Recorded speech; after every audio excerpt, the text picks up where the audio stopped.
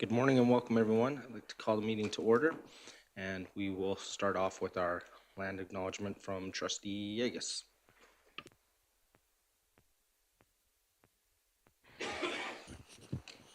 Okay, welcome to our division office located on the traditional land and territory of the Nitsitwati, Piikani, Kaina, and Siksika, the Blackfoot people, within the Treaty 7 region of southern Alberta. Thank you. We will now have O Canada.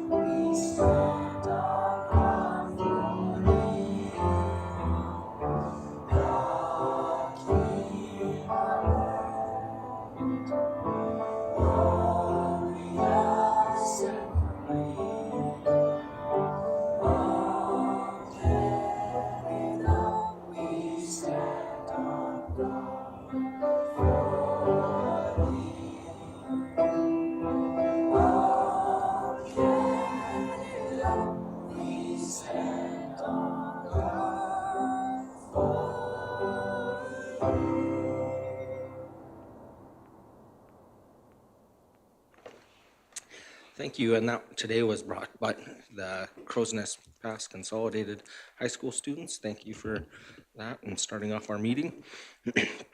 Before we approve the agenda, I would ask that we just have a motion to go in camera for a brief moment. Trustee Long, all those in favor? Carried. Thank you. Let's proceed into the other room quickly. Thanks.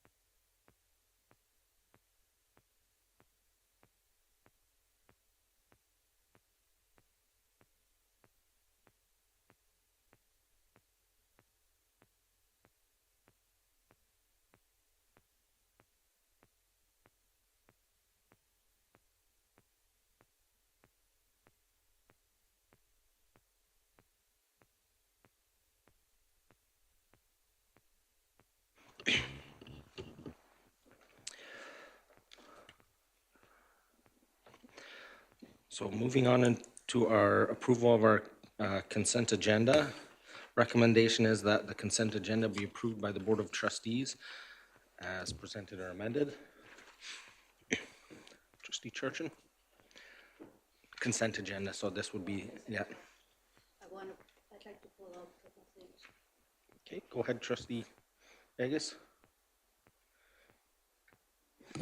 Right now, Yes. I'd like to pull out the Jeff, this report, and Richard's report, and also the professional learning. So we will make those F4 for the first report, F5 for the second report, and F6 for professional learning. Trustee Gimber? Sorry, approval of the minutes, please. F7 minutes.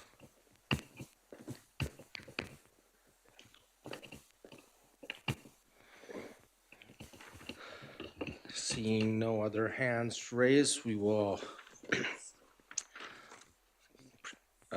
approve the consent agenda as amended. All those in favor? Carried. Moving on to approval of the agenda. Recommendation is that this is as amended and that E5 would be pulled from the agenda.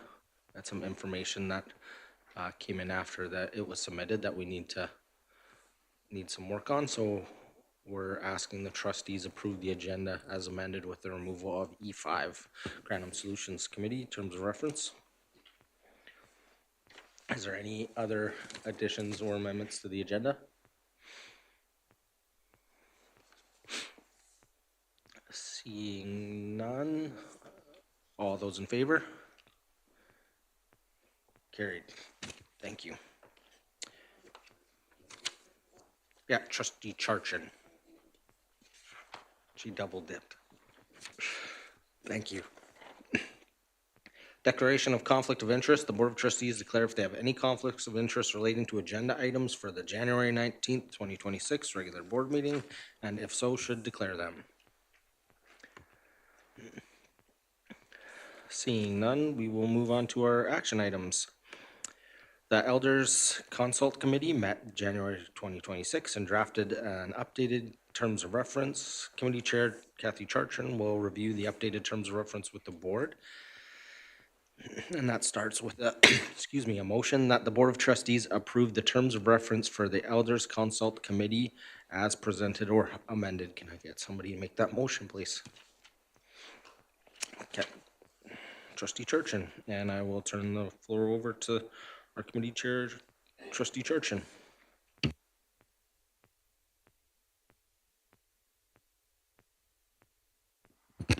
Thank you. This terms of reference was created last year by the committee last year, but was never brought to the board. So basically, we are asking that the Board of Trustees approve this term of reference for the Elder Consultant Council as presented, establishing the council as an advisory board to provide guidance and support in advancing First Nations, Métis, and Inuit student success, strengthening foundational knowledge aligned with the Minister of Education mandate, and fostering meaningful relationships with local Indigenous communities while maintaining clear governance oversight and administrative responsibility for implementation.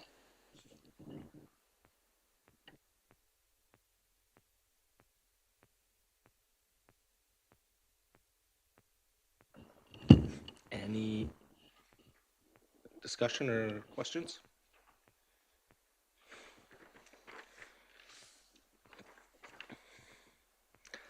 Seeing none, I just want to thank the committee for bringing this forward and doing the work to update this in this important area. And with that, we will call the question. All those in favor? And that is carried. Sticking with our committee, we have a couple more motions, and the first recommendation is that the Board of Trustees approve participation of 2 designated trustee committee members in the 2026 CAS First Nations, Métis, and Inuit Education Gathering, recognizing the value of fulfilling the board's governance role and advancing LRSD's divisional commitment to truth and reconciliation. And can I get somebody to make that motion? Trustee Hodges. Thank you for that.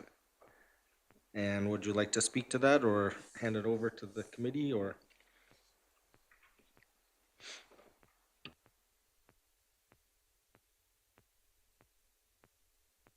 Oh, there we go. Sorry. They're being temperamental this morning. I'll just turn it over to our chair to speak to it, and then I can add anything to it if she so chooses. Thank you. When we met, the committee met a week or so ago, we had a lot of conversation, really good, rich conversation, bringing Trustee Hodges and I up to speed as to where we've been and kind of identifying where we need to go. So this motion is seeking board approval for two trustee members from the committee to attend the 2026 CAS First Nations, Métis, and Inuit Education Gathering in support of the board's governance responsibilities, provincial alignment, meaningful relationships, commitment to truth and reconciliation, and First Nation, Métis, and Inuit student success. So some of the things that we talked about that are in the agenda, which you've already had the opportunity to look through, but talking about, just highlighting them quickly, growth and learning as trustees that would help us as a board, not just as individuals, but as a board to do what we are required to do. We also talked about the provincial perspective and Livingstone Range being seen and not just seen, but engaged in the truth and reconciliation and the success of our First Nations, Métis, and Inuit students, and having opportunity to talk with other districts in terms of both strategies, sharing of strategies, in terms of opportunity to engage, learn from and with our elders, recognizing that also what we know is good for our First Nations, Métis, and Inuit students is good for all of our students. Yeah, I think that's the reason why we are. Trustee Hodge, sorry, if there's anything else to add. No, thank you, Trustee Tarchin. I think that really encapsulated our conversation and just the perspective of just being able to see Livingstone Range there and supporting not only our elders, but also having part of the CAS FNMI conference.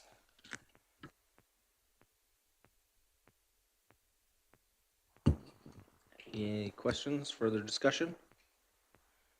Trustee Long? I would like to make an amendment. I'll throw the wrench in it to begin with. At the end of the recommendation, I would make an amendment and add that funding for the gathering would come from individual trustees' professional development fund.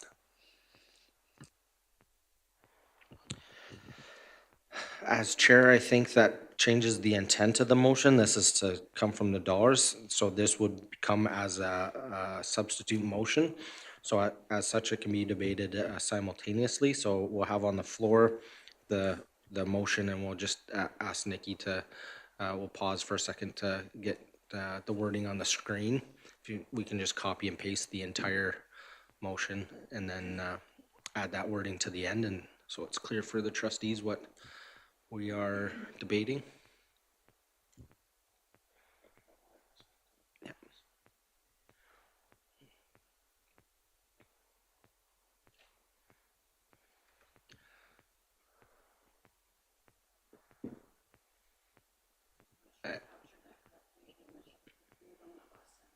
Does that reflect the amount?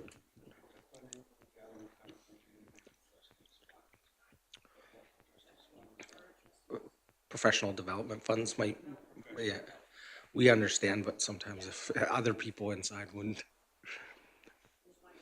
Perfect. Thank you so much, Nikki, for keeping us on track on the fly. I'll turn it over to Trustee Long to speak to it. So I've brought this up for discussion, and I know I've made an amendment, but it's done so that we can have discussion. Recently, we discussed the savings of money as far as professional development and conferences. And at that time, correct me if I'm wrong, we passed a motion that everybody could go to our ASBA conferences, the general meetings in the fall and in the spring.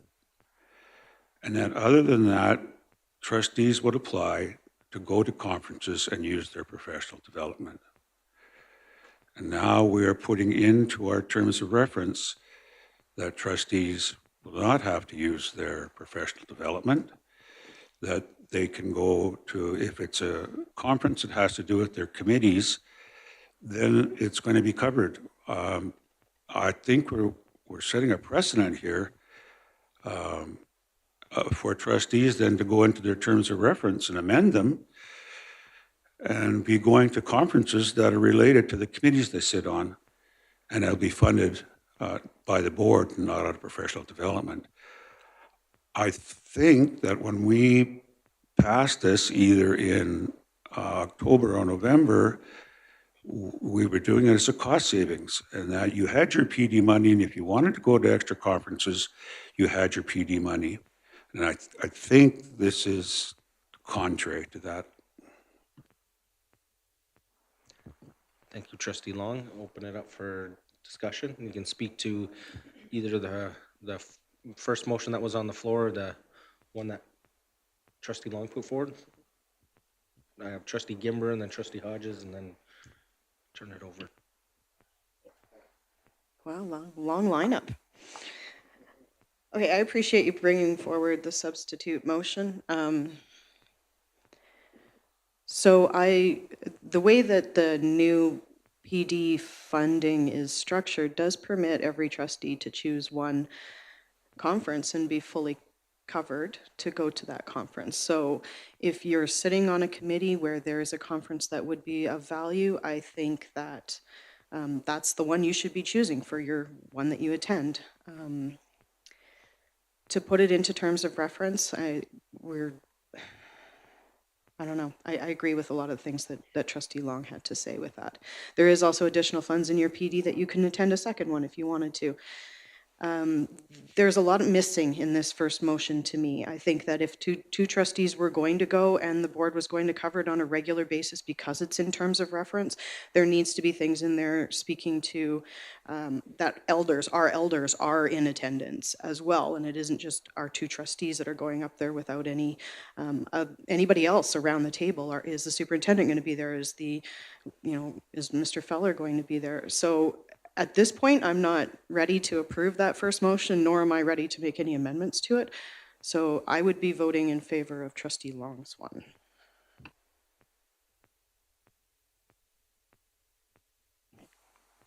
Thank you. I think we put this motion forward to open up a discussion, but part of it was as we approved last year, 2 trustees to attend this conference without professional development dollars, because it was seen by the board to be valuable to be able to connect with our elders. We maybe might not have an opportunity this year to connect with them, but this is an opportunity to connect with them at a conference where there's lots of other elders and gain wisdom from this. I realize that this is a committee, but this committee is a little different than some of our other committees. We are connecting with elders outside of, not outside, but we're connecting with our elders on a committee that I think that you need to be able to have a good perspective on and be able to have the conversations and be able to understand the way of being. And so I feel like, yes, you could take it as professional PD, as your personal PD, but then you don't really have a choice. if you're sitting on this committee and you want to do your due diligence, then you absolutely have to attend this conference. But we also have a rural conference that benefits the whole board too. And this conference will benefit this whole board also. We'll bring back being able to make better decisions at the board table in understanding the knowledge that we gain from it and share. I feel like when you're on a committee and you need to gain knowledge, you have to be able to support that. And so that's why we were asking for this to be part of our committee work, because this committee work is a little bit different than some of our committees we have already. Gonna open it up to Trustee Yegus. Thank you. I totally agree with what Trustee Hodges is saying. We have set precedent in the past. We did this for both the regional council last year and for the one that was mentioned by Trustee Hodges. I think because we sit on different committees, we just always cannot pick the one committee that, or I'm sorry, the one session we want to go to, the conference. And I think if you're part of the committee that is going to be helping you and helping our students, then we should be giving the members of that committee the opportunity to go to it. And also, I think it should come out of the regular funding rather than your PD funds. I really think it's important that we support the people who are sitting on these committees to be able to get the information and the networking so that they could help everyone within Livingston Range. I do not support Trustee Long's proposal.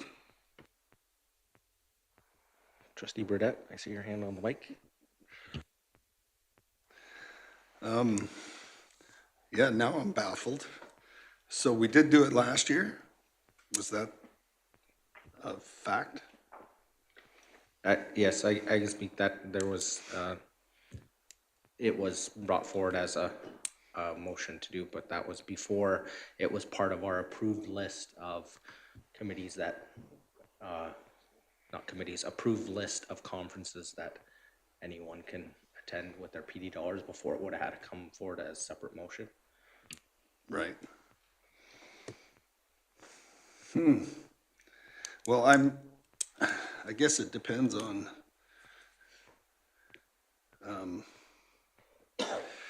so I guess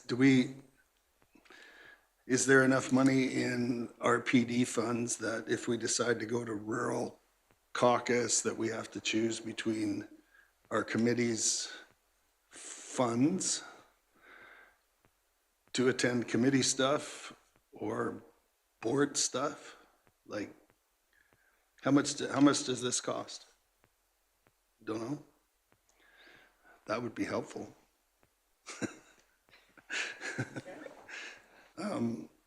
I don't think that it, typically I've attended in the past, I don't know what the most recent was, I think it was $800 fee around there, if I recall from last year. So all the conferences seem to be about the same price and cost about the same. The only difference is distance. If the conference is in Edmonton, there's additional kilometers. Right. So I'm on the fence, looks like. I'm sitting here trying to decide. Because I believe when we deal with elders councils and things to do with our FNMI and things like that, we need to pay attention to that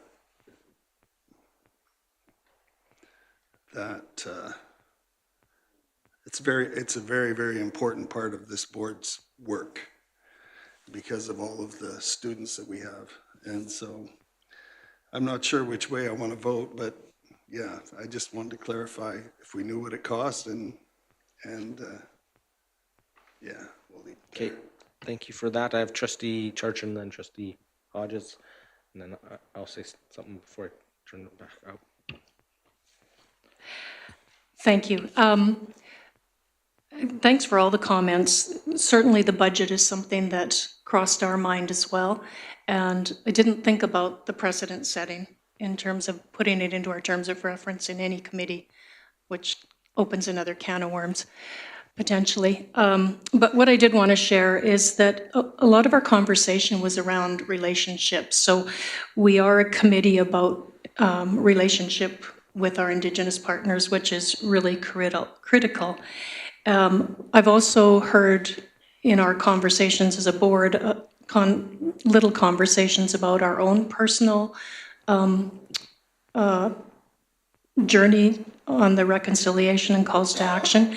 Of course, we're not responsible as a board for individual, but we are looking at the board work of reconciliation. And we see this as an important piece of that in terms of all those things that I listed and that you see on your agenda. So, yeah, I think that's it. Thanks. Trustee Hodges?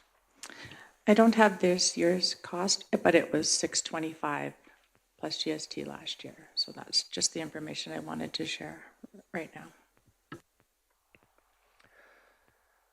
Thank you for that, Trustee Hodges. I'll just speak and then I'll see if last round for closing, if there's anyone else that wants to speak. I appreciate the motion coming forward. I do feel that this is really an important thing. With what was just highlighted, the $600 and the additional $1,000, this wouldn't take up all the funds available for individual trustees to attend. I do feel that the board should support this, but there is mechanisms to go to rural, go to something else, and still attend this. There might be, I think, an opportunity in the future to have a discussion around budget time when we're budgeting to have these in. I know that this year's an additionally expensive year, being an election year, that there's a lot more costs. So I think that this needs to be a conversation in alignment of our budget and priorities, and it just feels like I appreciate coming forward from the members, but it not having all the information, not having the timing of it, that I wouldn't be able to vote in favor of it, because we do have it, and the additional things that brought forward about elders attendance and things like that. I think it's important that we have alignment from all those things. So with that being said, I'll open it up one last time if there's any final comments before I move to our closer. Trustee Long to close the substantive motion that was put on the floor. Thank you. I do just want to add that every trustee knows when they are selecting their committees that they want to attend or want to be part of, that these events exist. So they know when they sign up to be on the Elder Consultant Committee or ASCA with regards to Regional School Council, or even Rural Caucus with regards to the, Rural Symposium, I suppose. So you kind of know ahead of time when you are signing up for the committee where your PD dollars would be logically spent, I guess, or where your one conference per year would go. In the past, we have selected or permitted one trustee to attend the ASCA conference, but it wasn't both members. And that's why the terms of reference were amended, was so that it was very specific that the chair would be able to go if, again, there's lots of stipulations on here, if there was public members that were attending. So the same kind of thing with regards to precedent setting. You're looking at, if we do this for this one, now what about rural caucus? Does the rural person get to go and have it covered by the board as well? I think that looking at the past is not indicative of what we should be doing today, because there was different circumstances around all of those items in the past. And we should be looking forward at our budget, looking forward. If we're going to go down this road, then we need to look at going down this road for all of our committees, because it's just, we're going to keep having these conversations. The intent of the way we approved the PD dollars in the fall was to cover these kinds of situations, so we didn't have these conversations going forward. Thank you, Trustee Gimmer. I'll turn it over to Trustee Long to close. And just for clarity, if you vote in favor after the motion is tabled, not tabled, put on the floor, that we'd be approving the substantive motion that trustee Long put forward, and then we'd move on in the agenda. If it is defeated, then it would be back to the first motion that was put on the floor.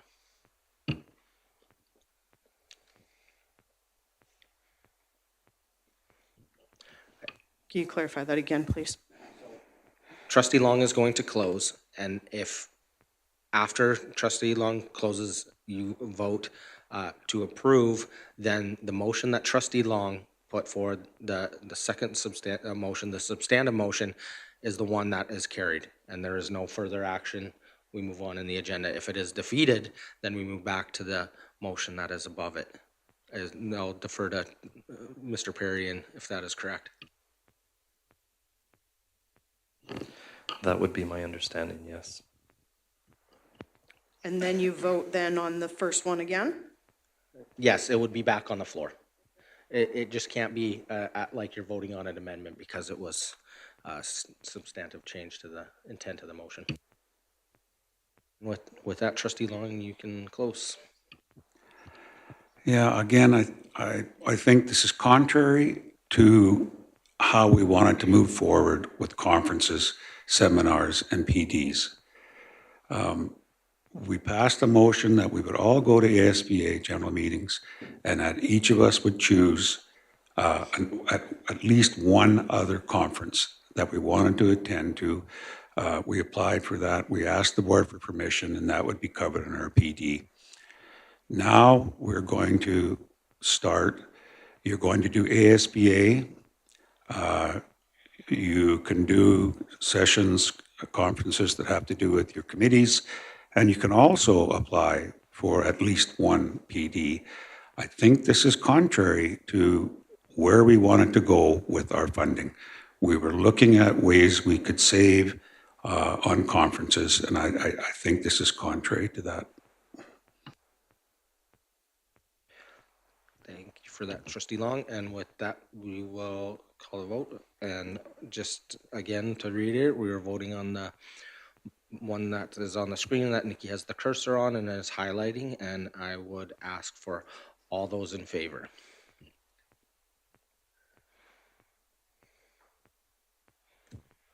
That is defeat. All those opposed? It is carried. No, it's defeated. Defeated because that was 4-3. No, we were voting whether the substantive motion Was approved. was approved. Yeah. So then it's, Now it's defeated. Thought we were voting on the amendment.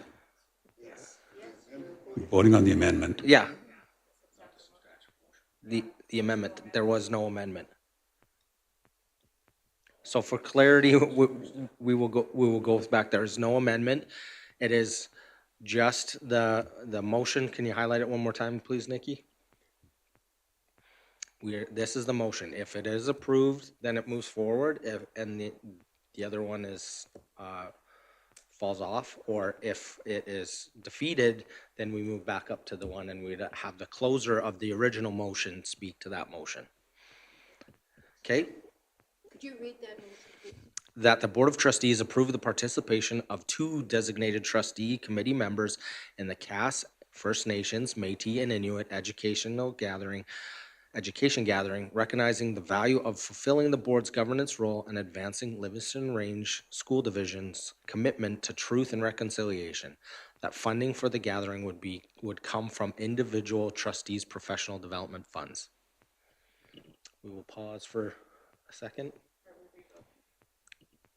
There was the call of the chair is that there was a lack of understanding on what we were voting on, so we will go back to the vote. If there is somebody who would like to challenge the call of the chair, we can vote on that. But my understanding was we didn't have complete understanding from the trustees on what we were voting because they thought we were voting on an amendment and there was no amendment on the floor. So I'm pretty confident now we have alignment on that we understand what we were voting on. So with that, I'd call the question. Point of information. Shouldn't we just be voting on the amendment? And the amendment will be reading what was stated. Why are we voting on the whole? And great question, I'll clarify, there is no amendment. The amendment changed the intent of the motion, so we went to a substantive motion, which changed the process in Robert's Rules of Order. You can't amend something that changes the intent. Trustee Hodges moved a motion that was brought forward from the committee that asked that the board pay for this, and then Trustee Long asked for it to be paid from individual trustees' funds. That's opposite of what the intent of that motion is, and if somebody would like to challenge that, we can vote on that, but that was the call of the chair.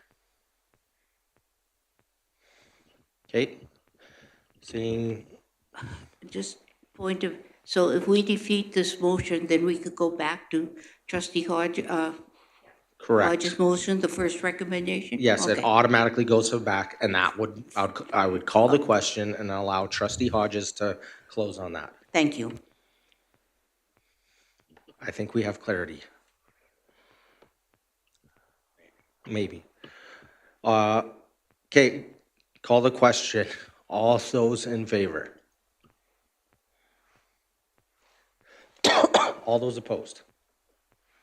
That is defeated. That is carried, sorry.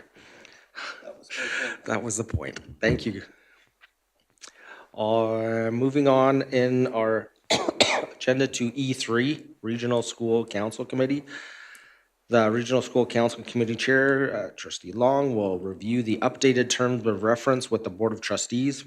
The Board of Trustees approved the terms of reference for the Regional School Council Committee as presented or amended. And would you like to move that, Trustee Long?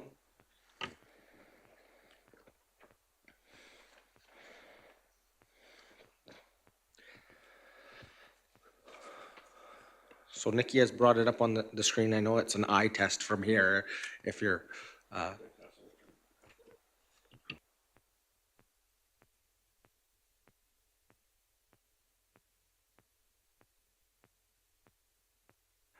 believe everybody's probably been through this. Hopefully it's pretty straightforward. I'm not going to take the time to read it all through to you unless somebody asks me to.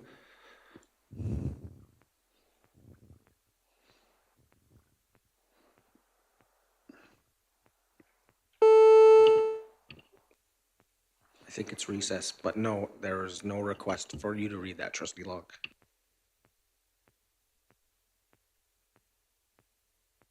Any questions, Trustee Yeagas? I'd like to make an amendment to this. The amendment I'd like to make is that we have 2 virtual meetings per year in person if required. There has to be other things that'll be changed on there, but rather than 3, I'd like to put 2. And my rationale for that is that after looking at some of the things that we have to do, that the third meeting does not, I don't know if there's that much we could do with that third meeting. The first meeting could concentrate on what in the fall, the purpose of the councils and anything else that we have it, for example, major things that have come down from the government. The meeting in the spring could be the one that looks at what's going to happen at the conference that they have this year. It's virtual.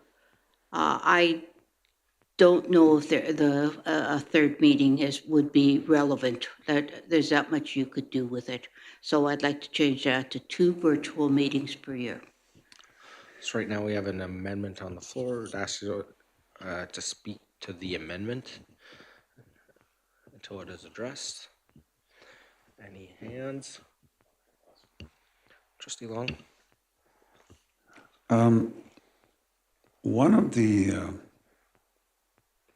most active things of school council is the fundraising they do.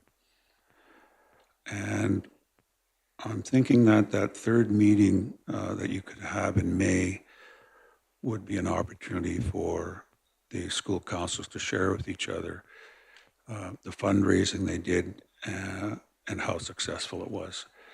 So it Might be a good idea to keep Point, that point of third meeting. order. Oh, Point of order, school councils cannot fundraise. It is stated in the Education Act. they do fundraising for activities, so my wording was incorrect then. Yeah.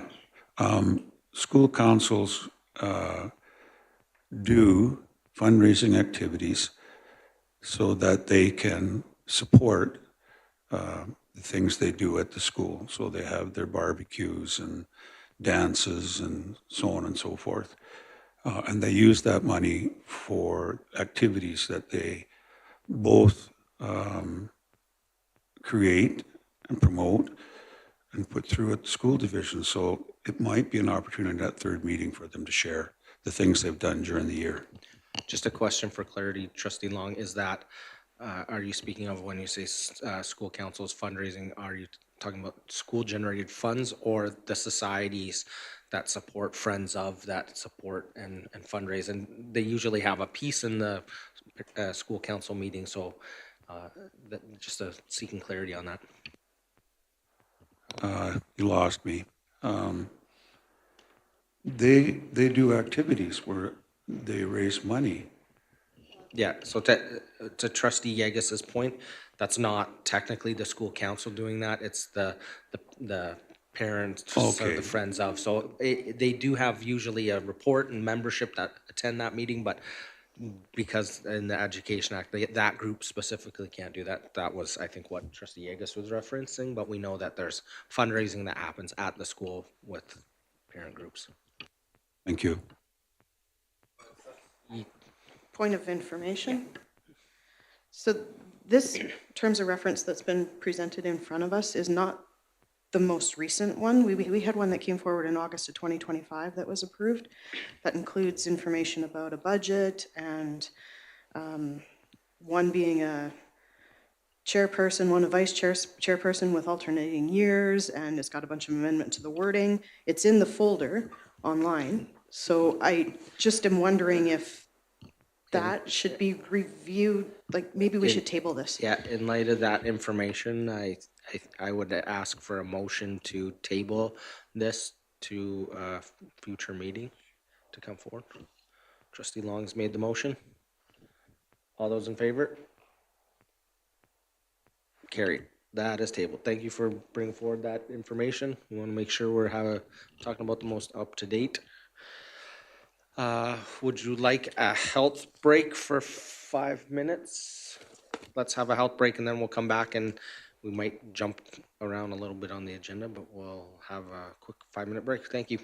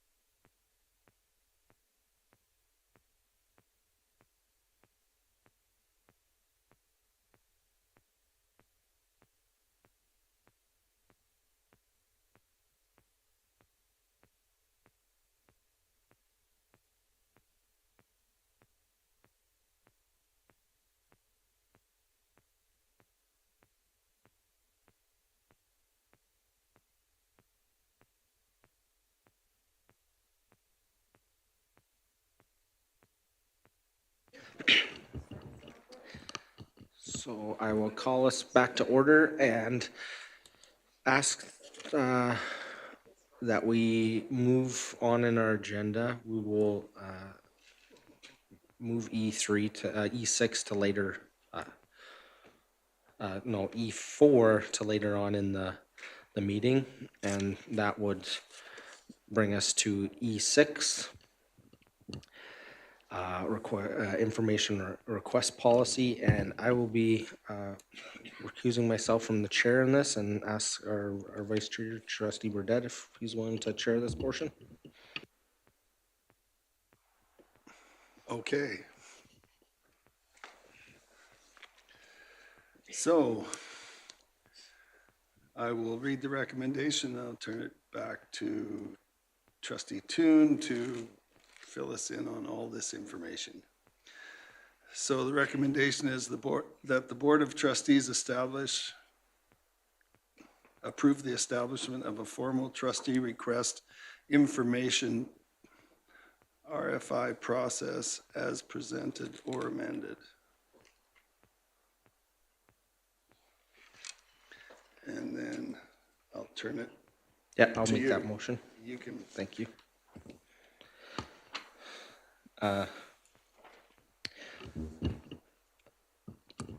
So this is something that's came up over time. There's been quite a lot of discussion on how and when to request information. We've had a action inquiry form in the past, but it really didn't elaborate on what types of information trustees can and should be requesting and when, and for the approval process, it didn't help with transparency among the whole board on what was being requested. So this is something that some other boards have a formal process. So I looked at some of the stuff that they have in policy and kind of adapted it to what I would help facilitate the work of the board in a transparent way, as well as being respectful of staff and administration time. So as you can see, there's two categories. There's a minor request and a major request. Minor requests would be anything under an estimate by the superintendent or designate at 2 hours or less time to fulfill that. If it's going to take longer than that, that would be a major request. And if you look at it, it says that it may be approved by the chair and or vice, provided it aligns with the current strategic priorities. This allows for, if the chair or the vice,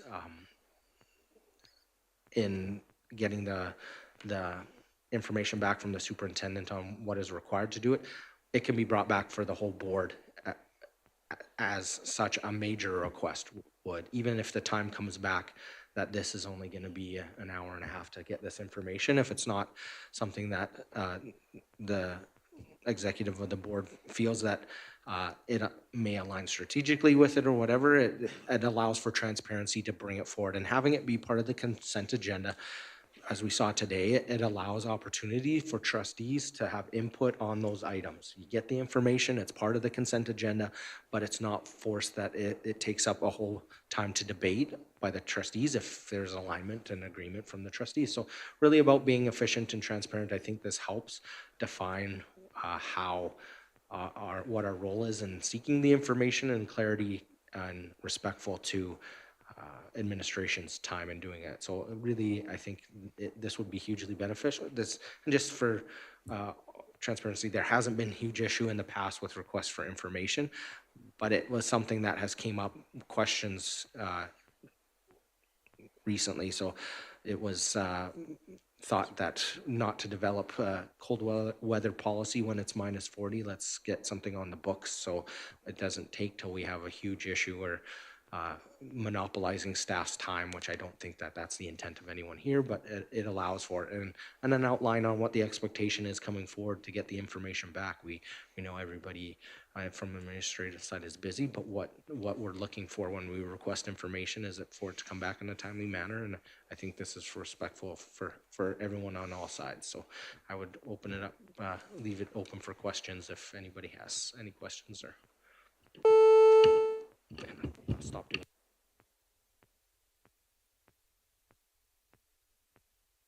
Is there any questions? Trustee Hodges.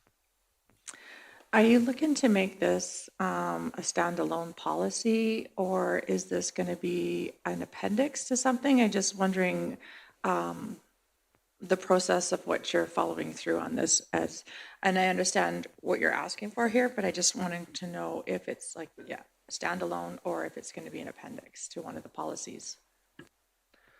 The thought was having it come forward more developed than saying develop this, because this is something that was completely not something we'd ever done before, that it would go to the policy committee like any other motion that is passed, that the policy committee would look at it and bring forward a recommendation. It doesn't state that, but that just from a governance thing, I think that would be best where it's placed. If it's an appendix or formed into an existing policy, it would be up to the policy committee to bring forward a recommendation. So I don't want to pass the buck or make work, but I think that they're the experts when doing all the other motions that come forward to decide on where they get placed. Any other questions?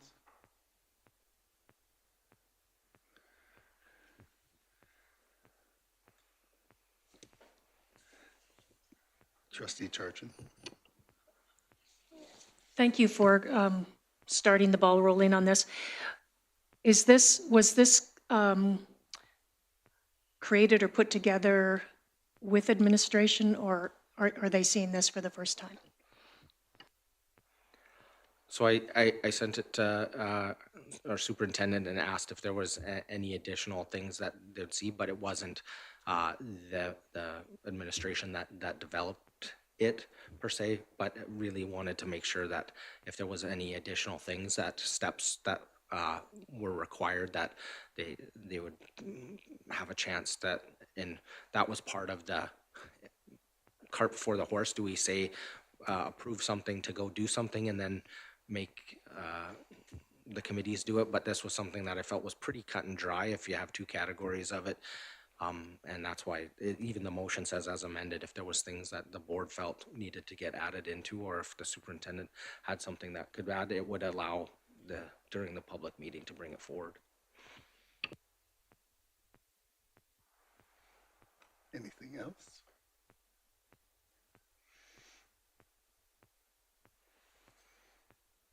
Well, seeing that there are no more questions, then I guess we'll call the question. Okay, that the Board of Trustees approve the establishment of a formal trustee request for information process as presented. All those in favor? That's approved or carried.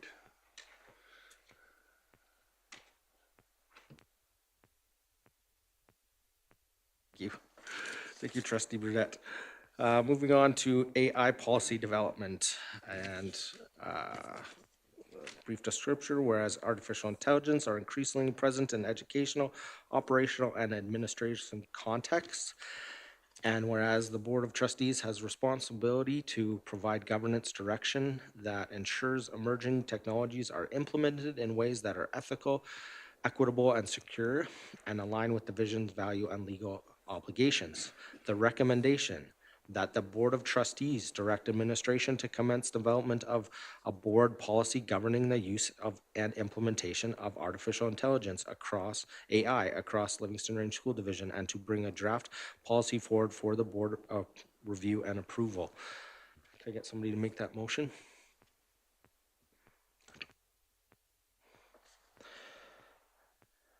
And I can add some more context to that if you want to speak to that, or.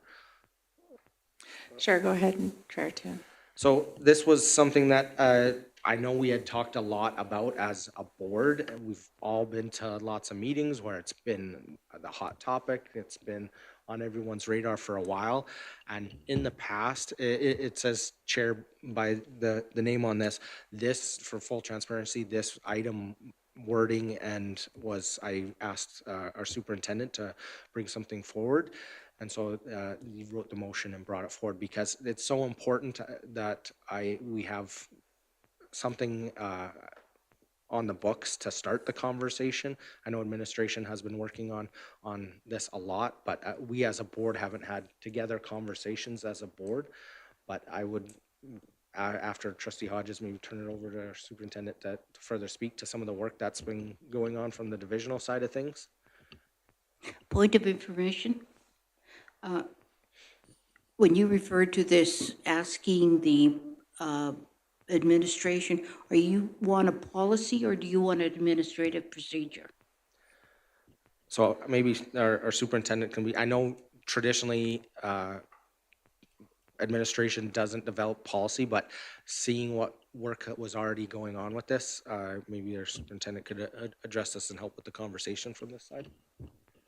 That was my exact same question. There you go.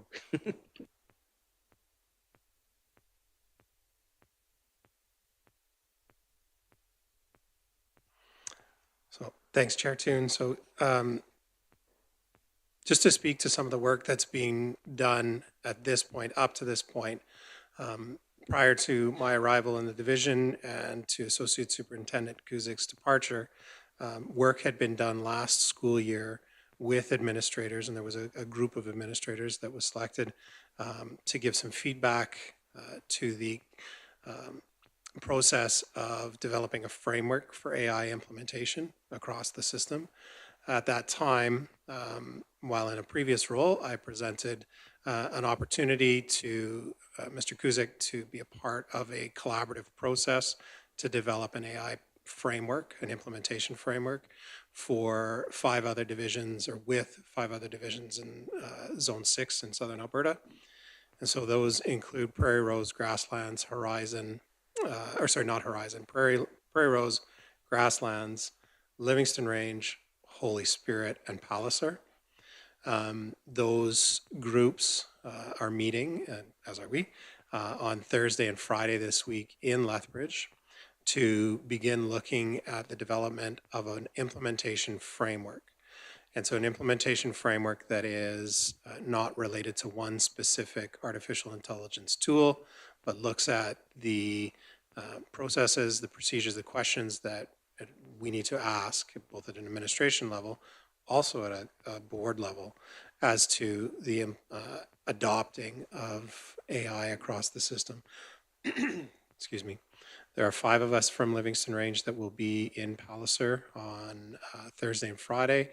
The work with that group is being led by 2 education professionals with a long history in doing this work. One is Dean Sharesky. The other is Amos Fodchuk from a company called Advanced Learning Partnerships. They operate both in Canada and the United States and have done this work across the country, most notably for Canada with the Ottawa Catholic School Board, and you can search them up and their work there, as well as with 5 divisions in the Lower Mainland in British Columbia. And so the goal is to, as I said, develop a framework to be able to implement AI across the system. And so I think there's a 2-pronged approach to this. One is developing an administrative procedure to guide the work based on board policy. And so the policy, I would suggest, needs to provide the overarching values, the pieces that we want to ensure, that you want to ensure are maintained, regardless of what we come up with for framework or for the procedure. And so I think it can be done in conjunction. I don't know that it's one ahead of the other. I think it could be done simultaneously. And I think the work that we do the next 2 days, which are the first 2 of 5 days that will happen over the course of the remainder of the school year, will help us to start structuring some of the conversations we have at these tables too. Thank you for that. Any other questions? I have a question in regards to the term implementation framework. So when I think about implementing AI, I think about basically 3 different things. How staff can use it in their day-to-day, whether you're using ChatGPT to figure out your entire work schedule for the day, or how students can actually use it in their homework that they're doing, in their research they're doing, and then also how teachers can use it to help teach the actual materials or create templates, whatever. So my question is, when you say implementation framework, are you focusing on one of those, all of those, or can you just explain a little bit more for me, please? Certainly, and I think that's a really good question, and I agree with you. All three of those pieces that you've identified, whether it's teacher use, student use, classroom use, are pieces that we will go through over the next couple of days and into the further work. The goal is a framework that addresses all of those. In terms of more focused in terms of the classroom with the students, in terms of how people use it in their private lives, I don't anticipate us crossing into that necessarily. I have to qualify that by saying, I mean, if it's using division-based accounts and division-based emails, obviously there needs to be some pieces that we protect related to privacy and those types of issues.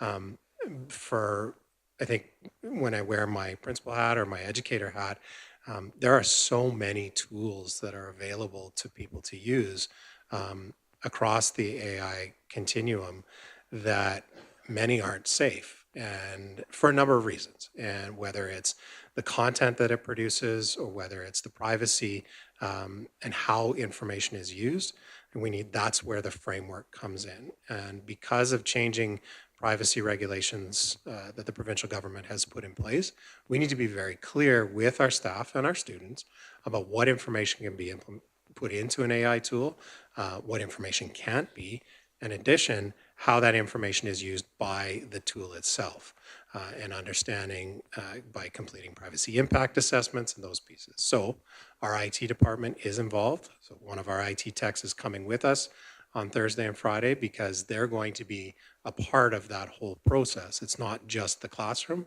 it also flows into IT as well. So I hope that answers your question. Trustee Hodges. So just listening to you speak about the implementation part, I'm assuming that there'll be an admin procedure on the AI coming forward. I'm just wondering, because it's in the motion, and maybe I'm just reading too much into it, but when you're developing a policy for the board, it's not so much that implementation part that needs to be in there. It'll be, again, that governing piece for the board and where our role is in that. So I know that they can work in conjunction. I'm just wondering if the policy committee can help at all with that, or if that's something you just want to bring forward for recommendation first. That's another good point. And I think when we looked at this, the work that Advanced Learning Partnerships has done specifically with Ottawa Catholic School Board, part of their process was working with school-based administrators and senior administrators as well as IT professionals. And through the course of that work, then the information goes back to the board to develop policy. So the idea is that one feeds into the other. And while I say it can be done in conjunction, we can have conversations at the board level to guide the work that you folks are going to need to do from a governance perspective. But the information, the work that we do as a framework development team can feed into that as well. So I'm going as well on Thursday and Friday because this is a significant piece of, I think, administrative work. So I felt it was important to be a part of it. So I can then advise and bring information back to you folks so you can make decisions regarding policy. Yeah, turn to Trustee Burdette. So this is getting the ball rolling, right? Whether it ends up to be an admin procedure and down the road a policy of the board, this is getting the information to do that, right? That's my clarification. Okay.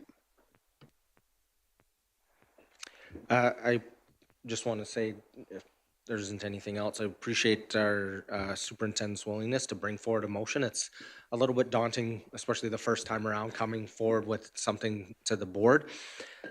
In the past, when I first became a trustee, there was a lot of things that were administration brought forward on the agenda, and I feel that's a really collaborative way to do it. Doesn't mean we can dump everything on his plate. He's a really busy guy. There's lots of things going on, but What's a missed opportunity, I feel, if we don't take advantage of the expertise and when they're having already these discussions to bring something forward. And I thought it was key when he put in the board review and approve. We don't just rubber stamp this. That means it's, as to Trustee Hodges' point, it's coming to the policy committee. It could be coming to our committee as a whole. There's lots of options for board eyes to get on this and have good generative discussion from a governance lens, but there has to be a hand in glove solution when we're talking about admin procedure and policy. This has been done with safe and caring in the past. It's been done with COVID mitigation issues where administration is having these discussions with the broader area and bringing forward best practice stuff for us to approve and really get our hands in. So as Trustee Burdette alluded to as well, this is getting the ball rolling, getting something on our radar, because it's been getting worked on from administration for a long time, and really making sure we're continuing the discussions and good collaborative work between the board and administration. So thank you for that, Superintendent. If there isn't anything else, I will allow Trustee Hodges to close. I appreciate this motion coming forward. We've had a lot of discussion around AI and its ability to work within the division. And so I'm excited to see this administrative procedure, and again, at the board level too with our policy. I think it's well past due, and so I'm appreciative of everything that you guys will do to bring that forward. With that, we will call the question. All those in favor? And that is carried. Thank you. Moving on to E8, Board and Superintendent Evaluation. Policy 3 states that the Board of Trustees shall annually evaluate the board and superintendent effectiveness through self-evaluation and annual review, the board's goal, priorities, and strategies, and develop a plan to achieve them. The chair will discuss a meeting date and facilitators with the Board of Trustees. And the recommendation is that the Board of Trustees approve that the board chair book ASBA consultant Carl Germain to facilitate both the board and superintendent evaluation on June 8th, 2026. I get somebody to make that motion. Trustee Yegus? Would you like to speak to that, Trustee Yegus? I think the selection here, Carl Germain, is a good selection. He was great at our what we did in Edmonton, and I think he'd be really good at this one. Yeah, I would echo that as well. I think the board in the past has wanted some continuity in the discussions we have. If we have a governance discussion, then to move that into evaluation and to continue on that. So that's how this recommendation was brought forward. So if there's any other questions. Seeing none, we will call the question. All those in favor? That is carried. Thank you. And we will continue on in our agenda to E9 ward review survey. I will again recuse myself from the chair on this one and ask Trustee Burdette if you would like to, and if not, throw it out to all the board or Mr. Perry. I could, it'll be fine.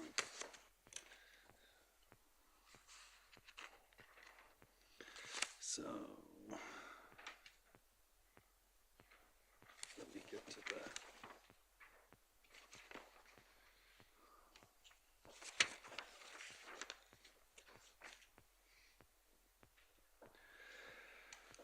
So our recommendation is that the Board of Trustees direct the superintendent to develop and implement a stakeholder engagement survey to gather feedback on whether the board should conduct a formal transportation. Where am I? Way too far down the list? Never mind. Oh, back of the page. I got it.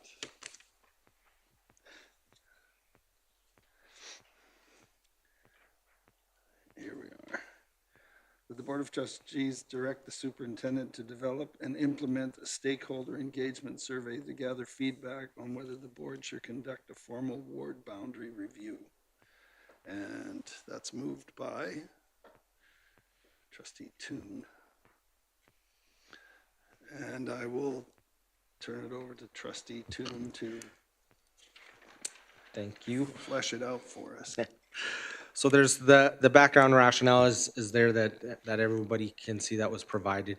This is really another one about starting the conversation. I feel that this is something in the past we didn't ask the public if we were going to do a transportation review that I'm aware of, or when we did a ward review previously, we didn't throw it out there to the public to see if it was appetite to do it, but we did do it with 4-day school week and some of the bigger things that we were discussing. So during the most recent election and afterwards, I've heard a lot of feedback because our wards are so big that there is an appetite from some that I've heard to maybe look at what our wards are structured like. Because as you know, through the Education Act, we can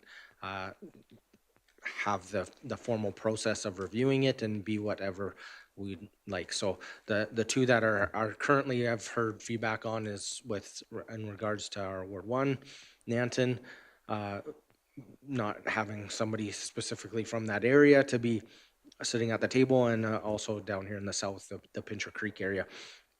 And this isn't to knock or diminish the value of anyone sitting around this table. We talk about processes and not people. I appreciate every single person that's here around the table was duly elected. It was the first time in forever that's happened where we were all, our names were on ballots and we were voted to be here. And I think that's really important to stress. This is something that we can set the table for success for the next board going forward in 4 years, if so desired by the public, that we look at this. But at the same time, not having a motion to go through this process, because there is a cost of both staff time and dollars in the budget to do this, that let's get the opinion of stakeholders if this is actually something that they want us to do.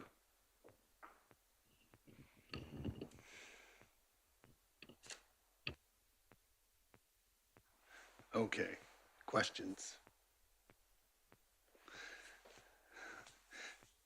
Trustee Charchin. I think this is clear to me, but I just want to make sure it's clear to everyone. When we read the recommendation that the Board of Trustees direct the superintendent to develop and implement a stakeholder engagement survey to gather feedback on whether the board should conduct a formal boundary review. Is this one piece of information that's going to determine whether we do the review, or is this the decision maker, the feedback we get? The intent, and great question, Trustee Charchin, the intent is that it would still need to come back for a formal review. A survey can't initiate a process, that we would have to have a motion at the board table to do a process with a transparent budget, in my opinion, of what it would look like. Traditionally, I know you weren't here when we did a ward review last time. It was a motion that included like an evaluation. We engaged this person and then an estimate of what the budget would be to do that, the process, and it would be up to us to approve. This is just information finding to gain a temperature on whether we should do this or not. Thank you for that clarity. Any other questions? Trustee Long. I see what Trustee Charchin is looking at and thinking about, because it says survey to gather feedback on whether the board should conduct a formal ward boundary. So the feedback, the way it's worded, the feedback will decide whether we're going to have a formal ward boundary review. That's what it says. Whereas the feedback will just have us consider whether we should do a formal ward boundary review. Right now, this states that the feedback will decide whether we do a review or not. Now, whether that's important or not, maybe I'm being a little bit you know, but it does state the feedback's going to decide whether we do a review or not. Well, I'm not sure it even matters. I only said that because of what Trustee Charchin brought up, and I went, oh yeah, I see what she's looking at. Okay, I'll let Trustee Toon clarify that Yeah. as well. Just not to clarify, but as throwing it out there as an option, if to clarify the situation, that the board should consider that, whether the board should consider doing a formal, if there's an extra word or an amendment that could make it clear that it's a consideration. I'm not gonna make the formal motion. I would just ask if somebody else feels that it needs to be clear to the public that it's not guaranteed that it's going forward. And this is, I think, a similar situation to feedback. We sought feedback on the 4-day school week. It didn't mean if we had a unanimous against or a unanimous for that we were going to go either way with that, or the majority of such. We just sought feedback and then correlated it and then looked at all the data as a board and made the decision. And so I think it's important that we clarify that we make the decision if it goes forward, and if it needs to be in the motion, then I would seek clarity through wordsmithing. Okay. Okay, Trustee Hodges. I do feel like the motion is fine the way it says. It says to gather feedback on whether the board should conduct a formal ward boundary review. I don't know if you add in extra words, if it's going to make it more clear. It does say that the board, whether the board, and then whether, and it also says should conduct. I don't know if wordsmithing would make it more clear and if that's the board so feels, but when I read that motion, I still felt like the board would look at the information that was in the survey and decide to move forward or not. Trustee Charchin. It was actually the process of the 4-day school week that made me think about this, because it was really laid out who the decision makers were. And without knowing that, the first time I read this, I had to read it again to be sure of the intent. So I don't see any downfall in making it clear by changing it. Trustee Long. Just restate so everybody understands, clarifies what I'm saying. To gather feedback on whether the board, this is stating that the feedback is what's going to make the board decide. Gather feedback on whether the board should conduct. So it's saying the feedback is what's going to have us decide whether we should do a review or not. I don't think that's our intention. Do you want to do an amendment? You're the English guy, right? Does Clariagas want to make an amendment?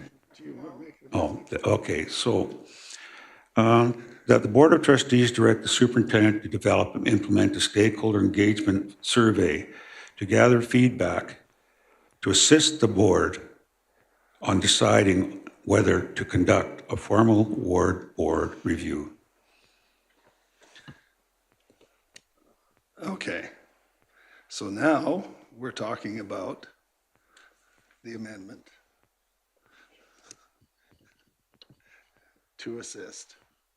Anybody have anything to talk about, about that? Okay, so now we will vote on the amendment. So all those in favor of the amendment? That's carried. Okay, now we're back to the main amended motion, and Trustee Agos, did you have something to add? Okay. Anybody else have anything else to add? Trustee Gimbler? Sorry.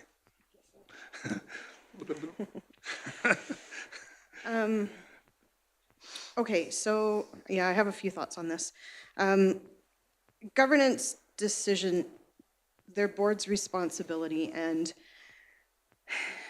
by opening up every big decision, or every decision that we have to surveys, can start to blur the accountability line between trustees and, well, it just blurs the accountability line, is what I'm going to say about that. Surveys, the public doesn't have all of the information. It's opinions that they're going to give us without context. They can create expectations that the board can't meet. I just worry about opening up every decision to surveys. Surveys signal that a change is imminent. As soon as you go and you give somebody a survey, they're like, what are they thinking? Why are we doing this? And I think about the cost versus benefit of all these surveys that we have put out, and I know that I shouldn't be looking this as to, I see the transportation one on our agenda coming up, and I think that that is something that we really, really do need to look at, and signals a change is imminent. I think there is a change coming for transportation. One way or another, there has to be. So I shouldn't be looking at this as together, but I do, because I don't personally think, and admin can prove me wrong, that we don't have the cost, the staff time, the resources to do all of this. It takes a lot of time, it takes a lot of money. Survey fatigue is another thing that I think of. There's a survey that just went out this morning to all the parents. So, you know, we were put here to make decisions, make the decisions. And this is a governance-specific decision. So we should sit around the board table or wherever and hash this out, us. We don't need survey, or we all know, we heard what the people in the community said during elections time. We can have this conversation without any input.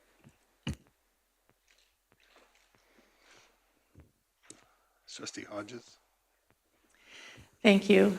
I'm going to echo a lot of what Trustee Gimber just said. I have great concern over some of the surveys too. I feel like sometimes if they're not worded correctly, there's a little bit of misleading information. And again, I agree that it does come back to when you send something out, then that means there's going to be an action item on it. Again, I looked at both these motions on our agenda today, and survey fatigue, I said it before, we have a lot of surveys going out right now. We have the calendar survey. I know schools are doing surveys right now too. And are we going to get what we want, or even what we need from surveys? The responses on them are super low. I know the last school council I was at, they were trying to get some information, and 2 people responded to that. I don't feel like surveys necessarily are good, and we're gonna have 3 surveys out there right now, and parents are gonna maybe prioritize which ones they want to provide input into and not provide input into the other one. It does come back to us being governors of the system and making that decision. So I do agree a lot with what Trustee Gimber said.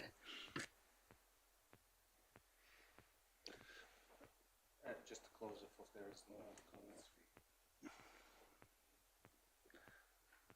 I concur with what's been said.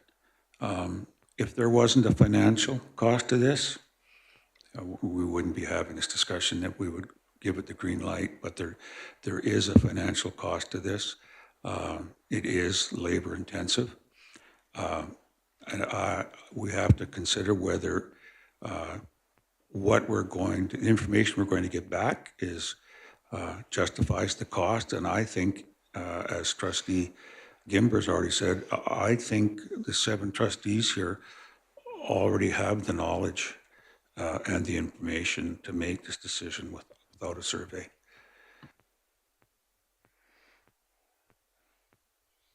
Okay. Anybody else? Have we? Trustee Yegus.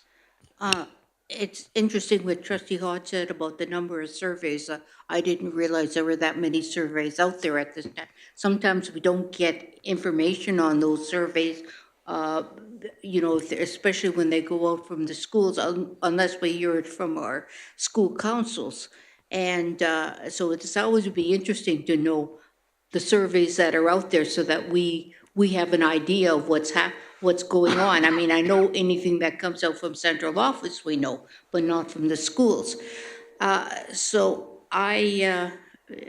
hearing that, it's maybe changes my mind a little bit about about putting another survey out, because as soon as you put, like was said, as soon as you put a survey out, it puts an idea in people's mind. And I think if we just look at the stats from the last election of who voted where, the number of votes, I think we could get some pretty good ideas of what's happening in each of these areas. Okay, everybody had their say? Okay, Trustee Chun, would you like to close? Thank you. Really great discussion. I have to respectfully disagree with the appetite to not do the survey. If you're looking at the motion after this one and saying you want to do a survey, it costs nothing to piggyback off that and make it one survey. Survey fatigue, I think people come out for surveys and stuff that they're passionate about, and it helps inform our decision. Look back at we would never have done 4-day school week discussion at all if it wasn't for an initial survey that said there was an appetite to look forward at that. We had a mandate to go forward and look at 4-day school week because the people said go forward and look at that. If you look at another example was full day Fridays, look at going forward with that. We didn't investigate going forward with canceling short Fridays because there was no appetite in the survey. It was one of the questions that we put out there. Do we need to spend energy and time doing something? If there is no appetite to do a ward review, it doesn't matter what the 7 of us feel we want to do a ward review. If the community sends a clear message that says don't do this because they know it's going to cost dollars, I think that helps inform our decision. It doesn't make the decision either way because we have additional information and experience sitting here. But I feel the optics and public perception it is self-serving of us as trustees to not seek feedback on a ward review because it directly correlates to how we get elected as trustees. And frankly, I've sat on a board before where we passed a motion to do a ward review and then it got close to an election and the board rescinded the motion despite work having been done on it because they felt that it would put the election in jeopardy for trustees. And that's not what I feel the intent of anyone sitting here is. And we have these conversations early in the 4-year process to ensure that there's time. This doesn't mean that a ward review has to happen this year. There's still 3 years that we could do this and have the process go forward. And it doesn't need to have a certain level of engagement or cost to it. I think times have changed, and to respect our public, we're sending out other surveys, piggyback this on another survey and get their temperature on it. And then we can take that information and move forward. I ask for your support in this, even if you feel that it might not be the best thing to do, because it does engage with our public and get that temperature and allows us to go out to school councils and talk about this. If this is defeated and comes forward, I guarantee that we'll hear feedback from people that we made a mistake and should be surveying especially from Nanton, especially from Pincher Creek, that would like us to have these discussions. It doesn't diminish what happened in the election at all. It just helps future ready us to have these discussions. Okay, so I'll read it for you one more time. So that the Board of Trustees direct the superintendent to develop and implement a stakeholder engagement survey to gather feedback on whether the board should conduct a formal ward boundary review as amended. Where are we? The amendment to assist the board on deciding. All right, to assist the board on deciding. Yeah. That the Board of Trustees direct the superintendent to develop and implement stakeholder engagement survey to gather feedback to assist the board on deciding whether the board should conduct a ward boundary review. Yes. Thank you, Chair. I'd ask for a recorded vote, please. Could we also just take a minute to just process, please? All right.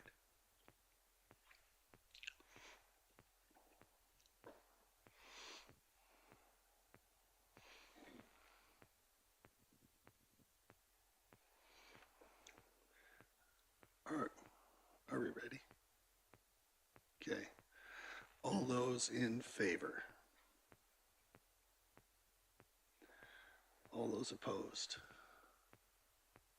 I get to vote? You have to vote. I have to vote. I'm opposed, actually. So that is defeated.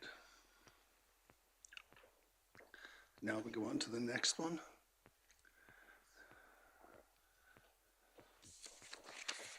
Where?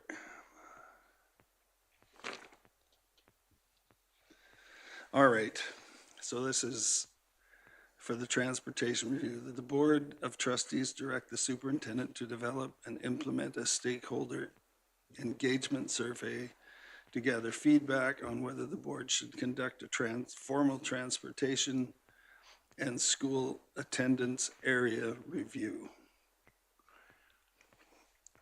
And I will turn that to, yes? Yeah, I'll make that motion. Okay, Trustee Toon. Just throwing it out there at the start, if we'd like to adopt Trustee Long's amendment to save some discussion and debate on it, on intent.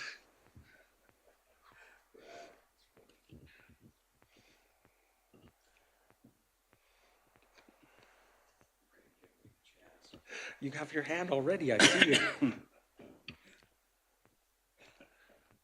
Okay.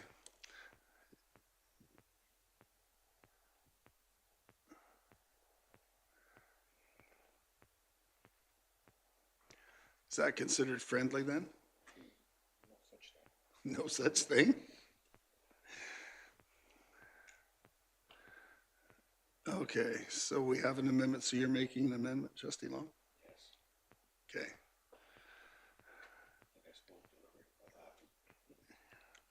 Would you want to actually make that amendment? Okay, so the amendment is to assist the board in deciding. So now we're immediately doing an amendment. Does anybody want to speak to that amendment? He just wordsmithed this the same as the other one. Seeing no comments on the amendment? Any? None? All those in favor of the amendment? That's carried.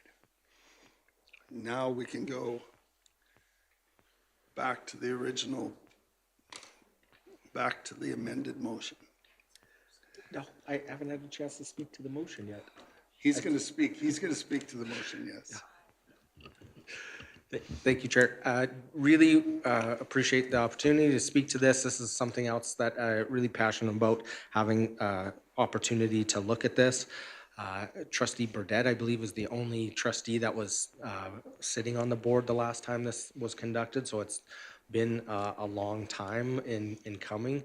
That this is something that should definitely be looked at. I know there's been lots of discussion in Grantham about with their enrollment, about the attendance areas and how long and when it was changed and the rationale. That's why some of those changes was made. And it's been so long that nobody that was around when those decisions were made or knows when and how those were fully implemented. So really, again, I think it's a positive to go out to stakeholders on this. It's not sloughing off our governance duty. It's seeking stakeholders' opinion on this. And really, transportation and school excuse me, school attendance areas, as we talked about, I've discussed at previous meetings, need to happen at the same time because they can greatly affect each other. You can't really talk about transportation and the effects of it without talking about school attendance areas as well. So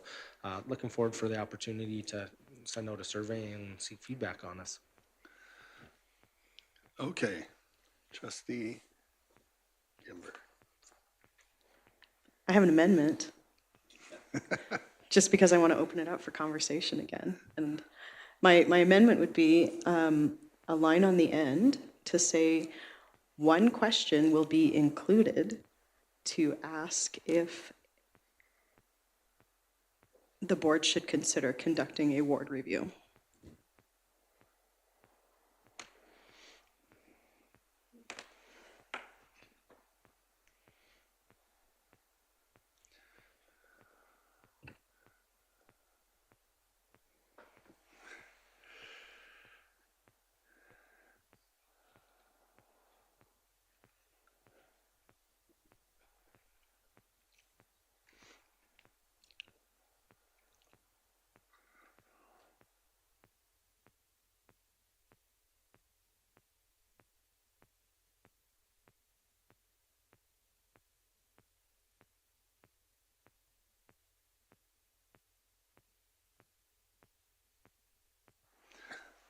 All right, now we are voting on amendments. So, anybody want to speak to the amendment? Do you want to speak to it a little more? Sure, I think that for a lot of the reasons that Trustee Chartoon mentioned in his closing of the last item, it is important to get the baseline feel out there by restricting it to one question that's added on to an existing survey. We're eliminating the extra costs that I argued against that in that prior question that came up. So I thought, let's add it on and we'll get that baseline answer. Anybody else want to speak to the amendment? Trustee Charchin.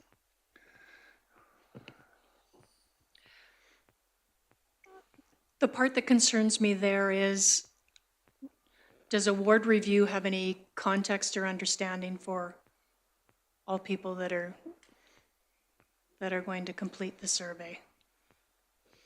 I'm thinking about my daughter who's got kids in school, and if she got that question, I think she would call and say, what does a ward review mean? Trustee Toon. I think just with the similar to the main motion, what's a transportation route, what school attendance area, what does that all entail? I think there's gonna need to be some good discussion with administration on the questions before they go out, because how you ask the question, I think, is important, and us as leaders in our community, knowing we've had lots of discussion about these in the past, what does it look like? The wording, transportation can mean a lot of people can say, well, my kid doesn't take a bus, so it doesn't affect me. It affects every student in the buildings, as we know. So I think it's key that we provide some background on whatever the survey looks like, and we get input in that as a board. So if it's not clear in saying that, there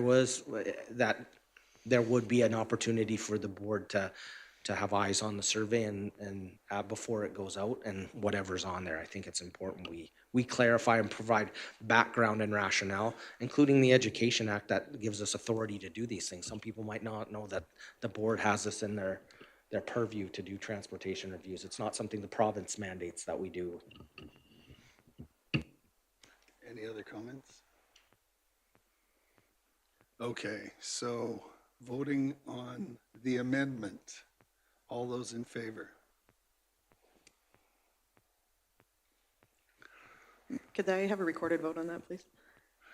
Yes, you could. So all those in favor? Okay, so we added to the bottom of it,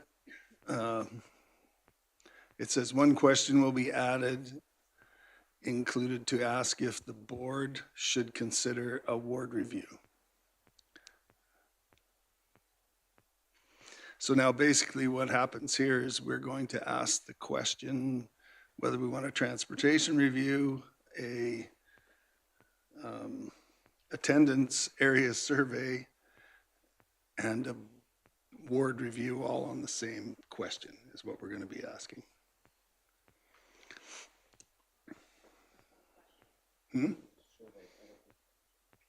Sorry, point of information. On the survey. On a survey, not on the same question, so. Yeah. All on the same survey, we'll be asking that about all of those things. Okay, so again, for point of information, what would all be included on the same survey with the ward being one question? Okay. Okay, are we clear on that? And now we want a recorded vote. And all those in favor? So that's carried. Now, we are back to, we're back to the amended motion, and go ahead. Thank you. I'd like to put a substitute motion up there for the board to consider. Okay, That the board engage in a formal transportation review and school attendance area. or area review, sorry. Not. Yep, sorry. That the board engage in a formal transportation review and school attendance review.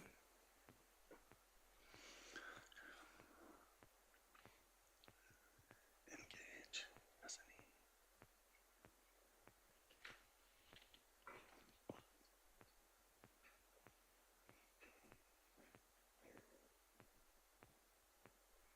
Yep.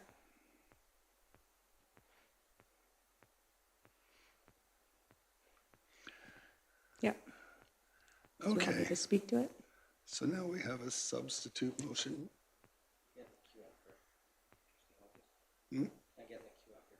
Yeah, I'll Go just ahead speak to and it. speak to it, yes. I think that it even says in the preamble, it's been 16 years since we've actually done a transportation review.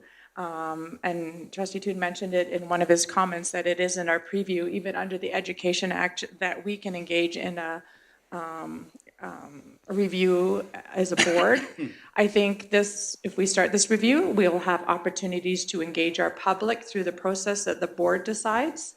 And I think it's important that we do this. It's been a very long time, and every year transportation comes up. And so I think that by doing this transportation review and attendance area review, it'll give the board a clear understanding if maybe some changes need to be made, or maybe it remains status quo.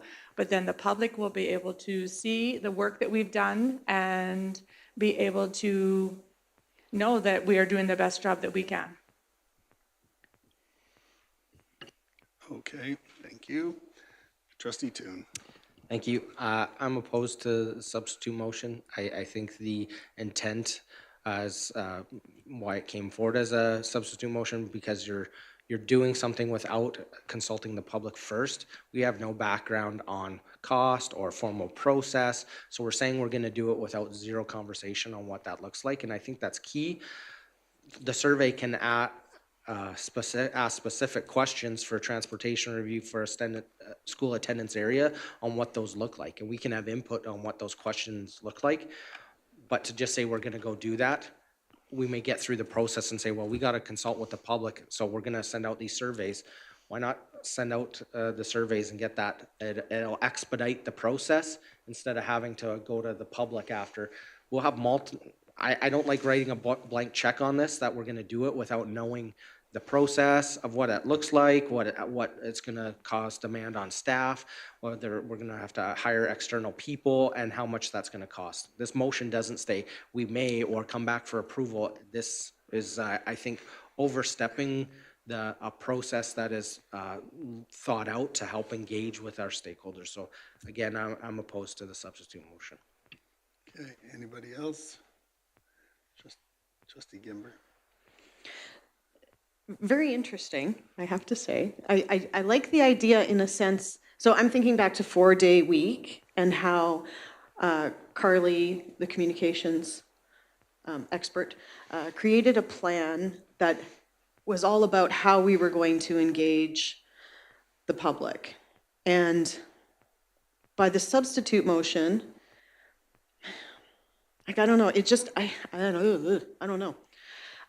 Because the original motion, I like the idea of surveying. I think that's going to be very, very important when we make this decision, is the surveys, get the engagement from the public. But I worry that if we go out and, I guess it all depends on how the superintendent develops and implements it, but I worry that we're going to miss maybe some questions, or we haven't thought through enough what it is we want to ask yet, without having had the consultation with Carly maybe. So by doing the substitute motion first, it's like you're saying, okay, yeah, we're going to do this, and then Carly can give us her expertise on how best to proceed with it. Now, that being said, there is definitely the blank check. We don't have anything in this substitute motion with regards to timing, funding, all of that. So I don't like either one of them the way they are, actually, because I feel like we do need to do this. We absolutely need to do this. It's been too long since it was done. I just don't know the right way to get going with it. I haven't really answered how I'm going to vote. If I'm okay to speak now? Yes, you can speak Okay. now. If the board so chooses, I'd be willing to make an amendment to my substitute motion in putting in there that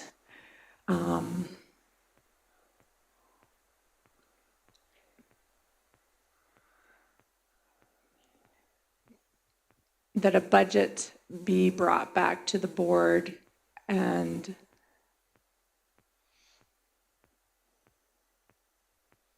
an outline of how we want to engage our public. Because I agree, like, I feel like this, I can't really speak to it yet until that a budget be brought back to the board and an outline of how we want to engage our public or how we want to move forward. The process, I'm just trying to just make this so that everybody, it's a clear process, yeah, of how we want to proceed. Or a clear process.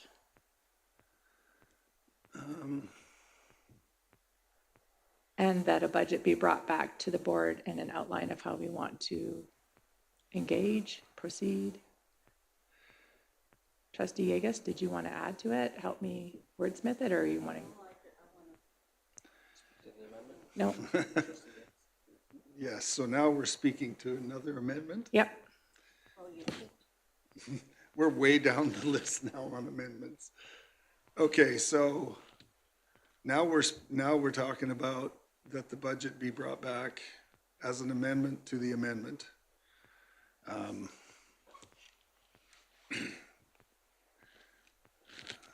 outline, okay. So everybody can read that. Does anybody want to speak to the amendment to the amendment? All right, Greg, go ahead.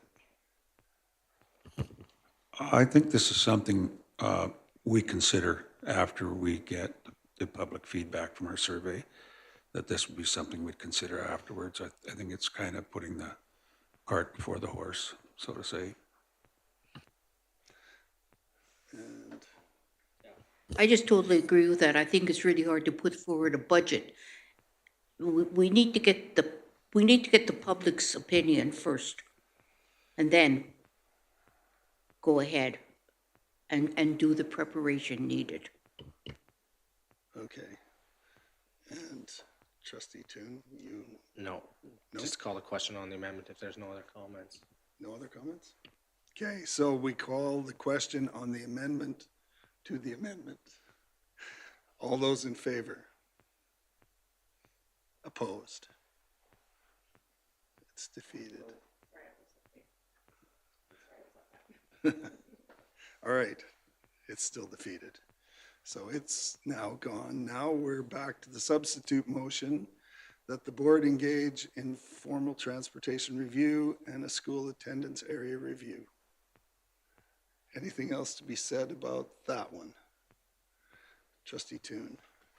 Just make it brief. I really appreciate the opportunity to go to stakeholders on this because it has been so long since it's happened that I think having the initial conversation on it, to Trustee Gimber's point, the 4-day school week started with a survey, then went to Carly, and then we did more surveys. So I think that there's not one survey that we could possibly do that would engage stakeholders enough on this issue.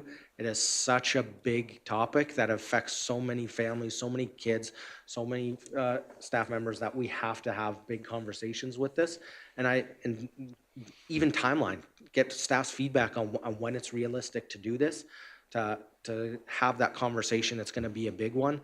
I look forward to having those big conversations, but doing it with as much information and having the stakeholder feedback at the start, I think is a key thing to do. Okay, so anything, Trustee Hodges?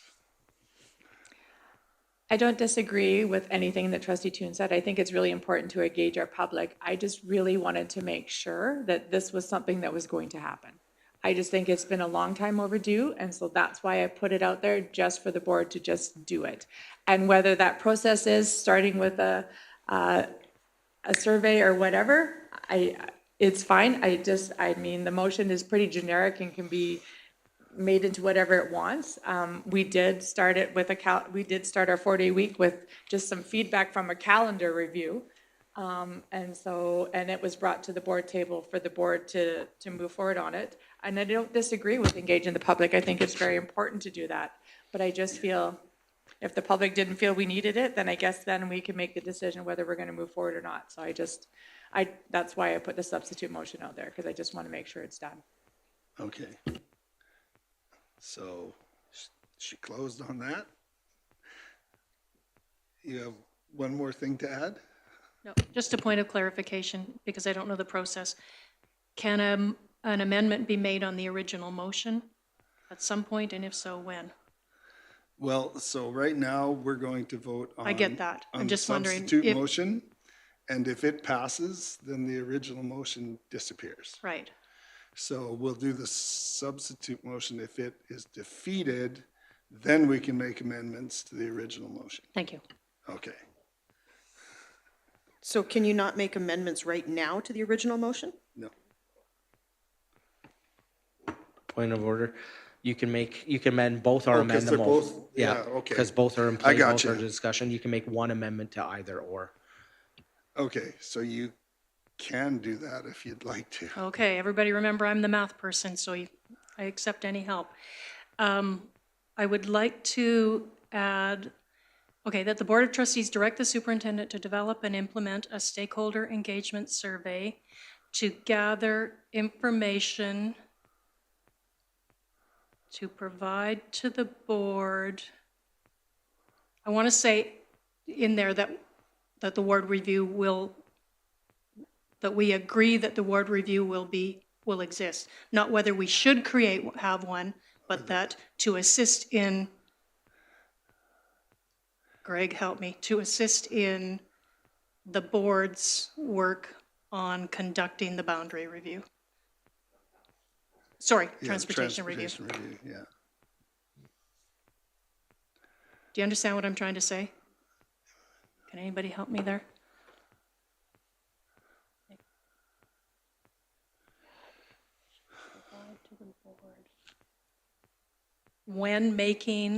When conducting a formal boundary review.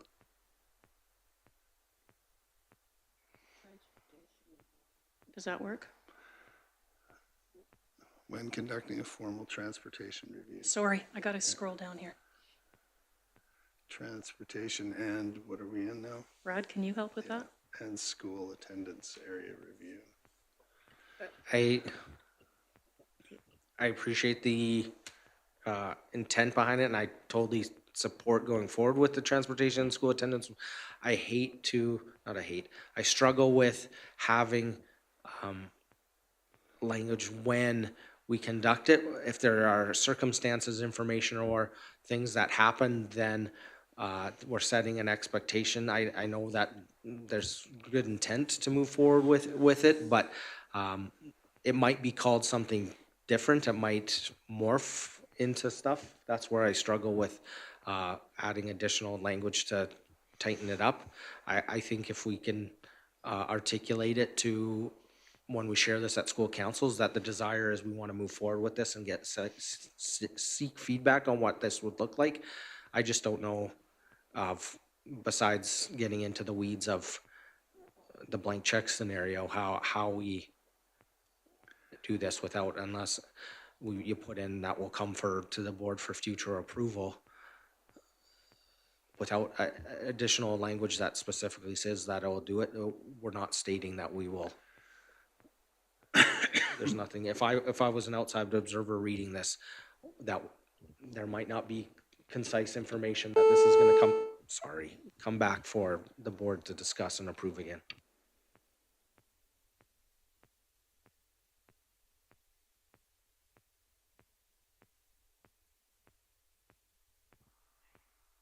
Let me turn my mic on. So now we have another amendment, and that's, Can I retract mine? you can take it away if you want. Okay, I'd like to take it away. Okay, that makes life simpler. Is there any opposed to her retracting that amendment? Okay. All right. Now we are back. Never mind, Trustee Gimbel, go ahead. I'm going to make your life difficult again. An amendment. That the Board of Trustees direct the superintendent to develop and implement a stakeholder engagement survey by the end of the school year 2026 to gather feedback to assist, blah, blah, blah, blah, blah. I'd like a time in there. I don't want it open-ended.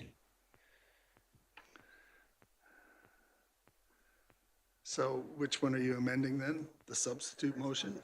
The first one. All right, so this is an amendment to the first one. Anybody else want to speak to that amendment? Okay, so let's vote on this amendment. All those in favor? Oh, did you want? No. He was calling the question. He asked if there was any discussion. I asked about discussion. Did you have something you wanted to say? We just passed a motion just previous around the information, gathering of information, and wondering if we, without finding out how much time it would take to for all this to be put together, are we aligning ourselves with that motion we just passed? That's a good question. Anybody want to speak to that? I will, since it's my amendment that's sitting up there. I just think that they're two completely different things. One's a request for information policy that an individual trustee is asking for information to be brought forward. This is a motion for when the survey is going to be completed by. If you look at history, the calendar survey has gone out with less than 3 weeks of prep time, so I figure 4 months, 5 months is more than enough time to get a survey out. This isn't the actual process and everything, it's just the survey. I could be wrong, and maybe somebody wants to ask Superintendent Beaton for his opinion, but he doesn't need to provide it either.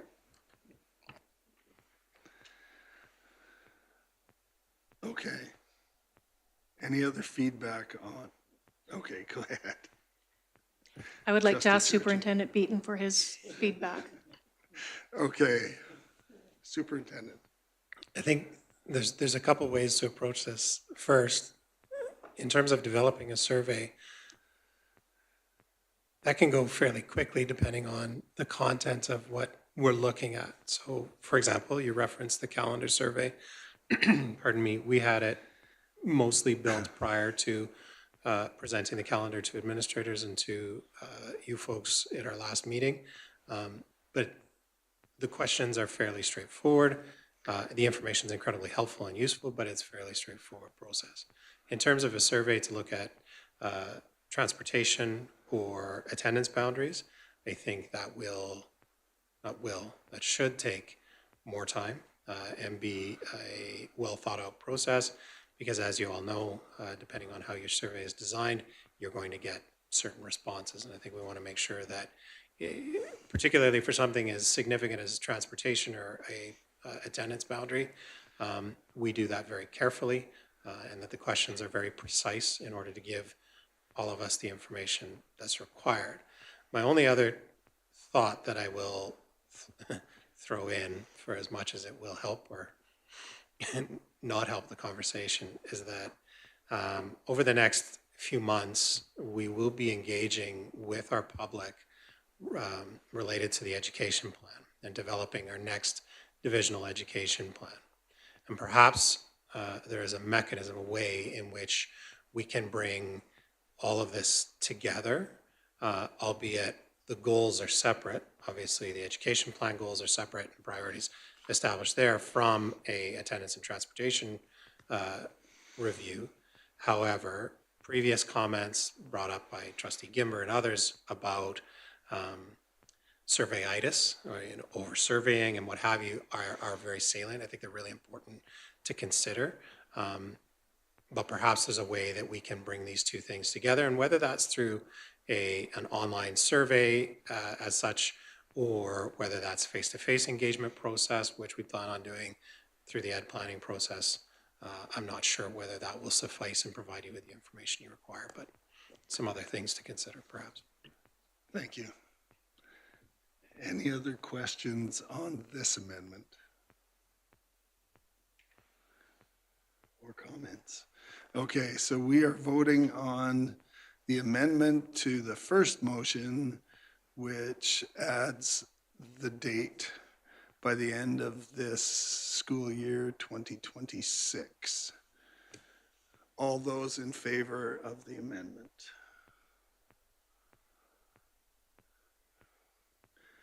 Opposed? Did everybody vote? Okay, so that's carried. Now, we can go back to the substitute motion. And does anybody have anything more to say about the substitute motion? All right, we're going to call the question. Do I need to read the substitute motion, or do we know what it is? All right, all those in favor of the substitute motion? Opposed? All right, now we're back to the amended motion. Anything else to be said about this one? No, I'll call the question. All those in favor of the amended motion? That's carried. Brad, you can have this thing back. Thank you. I think we should take a 5-minute health break while we get set up. Thank you for all that, everyone, and welcome Jordan to talk about quarterly financials.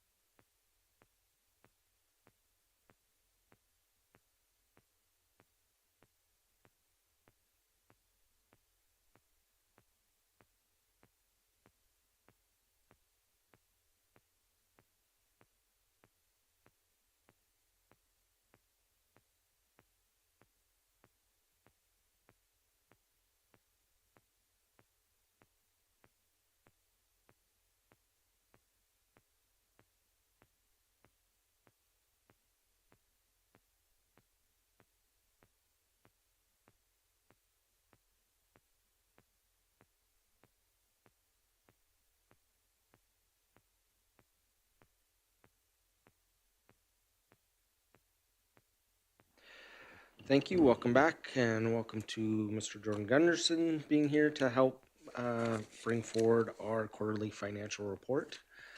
And we have a motion that the audit committee recommends that the Board of Trustees approves the quarterly financial report as presented. Trustee Gimbra, I'm assuming you're gonna make that motion, Sure. and I will open it up, the floor to Audit Chair Gimber. Thank you. Okay, so the audit committee met and reviewed our November 30th, 2025 quarterly financial information with our public members, a part of our audit committee. It is a month later than was originally planned because of some technical difficulties, but everything's good to go now. I think I'm just going to turn it over, for sake of time, to Mr. Jordan Gunderson, if that's okay. It's okay. I'm not going to put that in here. That's fine with me. That's fine with you guys. Yes, so thank you, Trustee Gimber. As a reminder, this is our first quarter of the fiscal year, so that represents 25% of the calendar year and 3 months of our 10-month school year. So those two numbers come into play when looking at the variance analysis we do.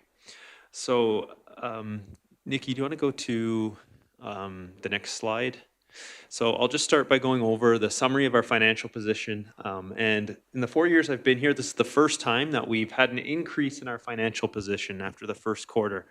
And there's a clear reason why, which we'll get into in a minute. But essentially, we spent $529,695 less than what we brought in. So we had an increase in our financial position. On the next slide, we'll just do a comparison of what our budget was for the year. So our first column there on the left, we had budgeted a deficit of about $170,666. Where we'd expect to be at the end of the first quarter, based on how our budget works and our school year versus calendar year, we'd expect to have a deficit right now of about $311,823. What we actually have is a surplus of $529,000. So as of the end of the first quarter, we're that bottom right-hand corner number, we're about $841,500 ahead of where we would expect to be at this point. And so we're going to look at where the variances have come from. If you look just above that number, you'll see that on the revenue side, so money coming in, we're about $100,000 less than where we'd expect to be at this point. The expenses is the big area where we're seeing the difference. We're about $940,000 below our spending compared to where we'd expect to be at this point. And so we'll go into why that is. So first, we're just going to look at that $99,000 variance for our revenues or money coming in. And on the next slide, Nikki, we'll go into the three main areas that make up our revenue. So the Government of Alberta funding, it's our primary source of funding. We're about $115,000 below where we'd expect to be at the end of the first quarter. The main driver there is Alberta Teacher Retirement Fund contributions. So every month the government gives us funding that we use to fund our teacher pensions. In the month of October, because of job action, labor action, that funding was withheld. And so that's the main reason why our Government of Alberta funding is less than where we'd expect it to be. There's a few other areas, like our fuel subsidy was lower. Again, our buses drove a lot less. That one's based on usage. And then we did have a few areas where we had actually a little bit of extra money that we didn't know about, a few grant areas. But the main driver of the Government of Alberta variance was the TRF, Alberta Teacher Retirement Fund money. For federal government funding, our sole source of revenue this year from the federal government is from the students that live on a reservation but attend our schools. We currently have 106.5, so that's the 0.5 is a kindergarten student, they just count as a half, enrolled in our schools. We had budgeted for 120. So at the end of the first quarter, that meant we collected about 52,000 less than what we had budgeted for. Other areas, we're over by about 75,000, and some of those include donations and grants for nutrition funding that we received. Our international program, having more students enrolled than what we had budgeted. Our investments continue to be strong. We always budget really conservatively there, but we've maintained higher levels of return. And then little things like our Amazon business account, we get a rebate based on usage, and that's something that came in. So those are the areas that have caused variance in our revenue and where we expect to be for money coming in. Next, we'll look at the expenditures. So again, this is the big driver of why we're so far ahead at the end of the first quarter compared to where we'd expect to be. And so on the next slide, we'll see, we'll first look at the staffing activity. So certificated staff costs are about $750,000 less than what we'd expected them to be. Now, the big reason there is we had 16 days in October where we did not pay our certificated staff that were on strike at that time. So one thing that we did have, though, is in November, the very end of the month, we paid retroactive pay. So as just to be clear what that means, when the teachers returned to work, there was a new collective agreement that was put in place effective September 1 of 2024. And so we had to do some retroactive payments for the money that should have been paid had that collective agreement been in place at the correct time. So we broke that retroactive payment up into 2 payments. The smaller and easier retroactive payment we did at the end of November, and that was topping them up for any work they did this school year already. So anything they had done in September and October. And so we paid that at the end of November. Another area that we were lower was because of sub-costs. So again, without schools being in operation, we didn't have to have substitute teachers in the classrooms, and that led to some savings in sub-costs. But apart from our certificated staffing, we also were low in our non-certificated staffing. And this is spread evenly actually across all our programs. So instructional, maintenance, transportation, and board and system admin. The big thing there was when we were preparing our budget, there was a lot of negotiations going on, and we prepared a budget based on sort of guesses. And then when things settled into place, there was some variances there. Outside of staffing costs, this is just a summary of, if you remember on our audited financial statements, everything else gets put into one big line. So this is a little summary of where our different areas are in terms of what our budget is and where they actually are. So a few areas that are well below the 25 to 30% target that we'd expect at this point of the year. PD and training is a big one. So a lot of PD things were canceled or postponed early in the year, just with the unknowns. Other areas that are low are utilities. You'll see that's only at 16.7%. That's typical for our first quarter, as the early months of the school year, utility costs tend to be lower as temperatures are warm and things like that. Some areas where we're a little bit higher, services and contracts. We had a software service contract that we needed to extend for 4 months during a transition period. That was unexpected and caused us to be a little bit ahead of our spending at this point. And then we have some dues that are due upfront at the start of the year. So that dues and fees line, that's at 41%, is due to certain dues that we pay upfront at the start of the year. And so it's front-loaded costs.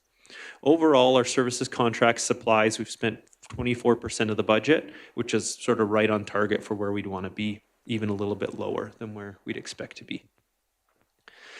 So next, we're going to look at what this means for our operating reserves, and just there's a lot of things that will be coming up. We don't expect to maintain this big surplus through the whole year, but if this was the end of the year and we had an increase in our financial position of this $529,000, what would that mean? Our operating reserves would roughly be around $2.13 million, which is 3.72% of our budgeted expenses. So as we've had this conversation a lot, where the allowable amount we're allowed to maintain is just over that 4% range. So it just goes to show that if we were to have a year where we have a bit of a surplus, even if that surplus was $500,000, we would still be within the allowable range of what we're allowed to maintain in our operating reserves. And then just on the far right column is a reminder what our budget was for this year. After our budgeted deficit, we would still have reserves of 2.5% of our expenses. So I just want to do a quick comparison by program of A, where they're sitting at, and B, comparing that to where they were after the first quarter last year. So that first column on the far left, that's our instruction and early education programs. So at the end of the first quarter, there's a surplus in that area of $566,000. Last year, at the end of the first quarter, there was a deficit of 244. So you can see that's the area that has the major swing, and we've already talked about why that is. Maintenance has a surplus at the end of the first quarter of $18,000. At the end of the first quarter last year, it was 37. So this is a trend for maintenance. If you recall, it is one of the areas where at the end of the year we have one of our biggest deficits. But early in the year, there are some savings in maintenance. They're not doing a lot of their big, projects that happen over the summer. Utility costs are low, things like that. So we start with a surplus, but we do expect that to go into a deficit position later in the year. Transportation, at the end of the first quarter last year, had a large surplus of 73,000. As of the end of the first quarter this year, has a deficit of 30,000. So this is a change in how we've budgeted for transportation. Really, as you recall, it's supposed to have a balanced budget, and we've really done a better job of aligning our costs. So transportation, our funding comes over 12 months, but we spend it over 10 months, the majority of it. We're transporting kids to school over 10 months. So having a slight deficit at the end of the first quarter is in line with it being a balanced budget by the end of the year. And then lastly, board and system admin. This is probably our most consistent budget in that it stays relatively the same month over month. The operations for board and system admin really happen over 12 months when you consider everything included. It has a deficit position at the end of the first quarter due to the elections that occurred. So there were upfront election costs that we had to incur. We do expect that to level out throughout the rest of the year. But last year, it had a small surplus, and that was just because there was no election. It was just a standard operating year. Trustee Toon. So sorry, Jordan, just with that, were the election costs higher than budgeted? Was that also a factor in the deficit on that? They were not higher than they were budgeted to be. It's just that, they're upfront. So the budget is spread out over a year, but all those costs happened in a month or two. So it's just, from a quarterly perspective, they look really high compared to the budget, but that budget will be, over the year, that budget will catch up. Perfect, thank you. All right, so just some other areas of note. Typically, at the end of a quarterly report, I do provide a forecast to the board to show, hey, based on what we know, where do we expect to be at the end of the year? We did not prepare one due to a large set of factors, which I'll go over here right away. We do anticipate having one for you at the end of the second quarter, but there's just so many unknowns and variables that it would be a bit of a shot in the dark at this point. So coming up, the ATA settlement for the new collective agreement, we started getting funding for that in December and started getting communication from Alberta Ed about what that would look like. So by the end of the second quarter, we should have all the details and know what impact that'll have on our financial statements and our financial position. As I alluded to earlier, we did a retroactive pay in December, which will be part of the second quarter report, for all of last year's teachers and substitute teachers that worked for us that were entitled to more compensation. So there was a large financial transaction to pay that back pay to them, which happened in December.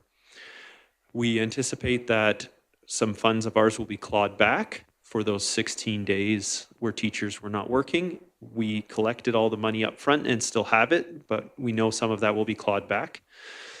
And we also know that enrollment is lower than what we had projected. And so there will be a negative weighted moving average adjustment coming up, which will affect our financial position by the end of the year. So all these unknown, they're known, but the total impact was not known at the time of preparing the quarterly report. So we hope to have all the details of those and what the impact will be on us by the end of the year for our next report. For capital activity, in the first quarter, we did purchase 3 new buses for a total cost of $485,000 roughly. And 3 buses were sold. These had a net book value of 0 on our financials. And so selling them resulted in a $9,000 gain for our transportation program. I don't have a questions slide, but that is the end of the report. And so if there are any questions, we can answer those now.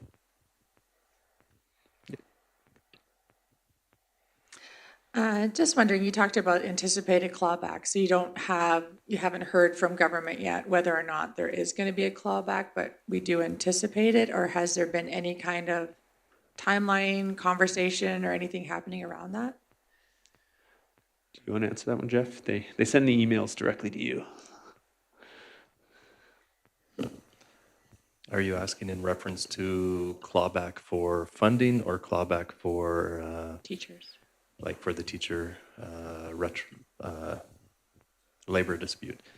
We do have the number as far as what the clawback will be. It's been provided to us, but we didn't get that in time for the quarterly report, and so we weren't able to include that in there, but subsequent to that in December, we do have what that's been calculated to. I don't have that in front of me, so I don't know what it is exactly, but yeah, we know that number. There's a few numbers we now know, just like Jordan spoke to. We know that we received funding in December for the settlement, but we still don't have details with regards to how that's calculated. So in order to forecast forward, we don't have any sense of how to do that. At the end of this weekend, so Thursday, Friday, we have an ASBOA session, and Alberta Education attends that. I anticipate that that'll be a big question that comes up at that meeting to discuss with the board. So yeah, that's kind of the information we have right now.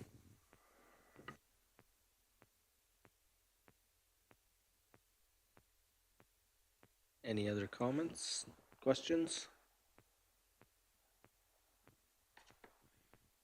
Thank you again to Jordan for the presentation, and for our audit committee, as always, for the work that you do going over this, including our public members. Really appreciate your work. Thank you.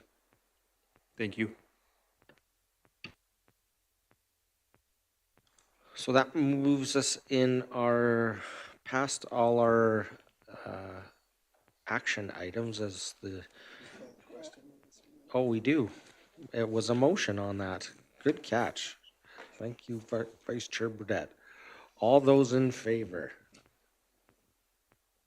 of the audit committee's recommendation that the Board of Trustees approve the quarterly reports as presented. All those in favor? Thank you. I apologize for that.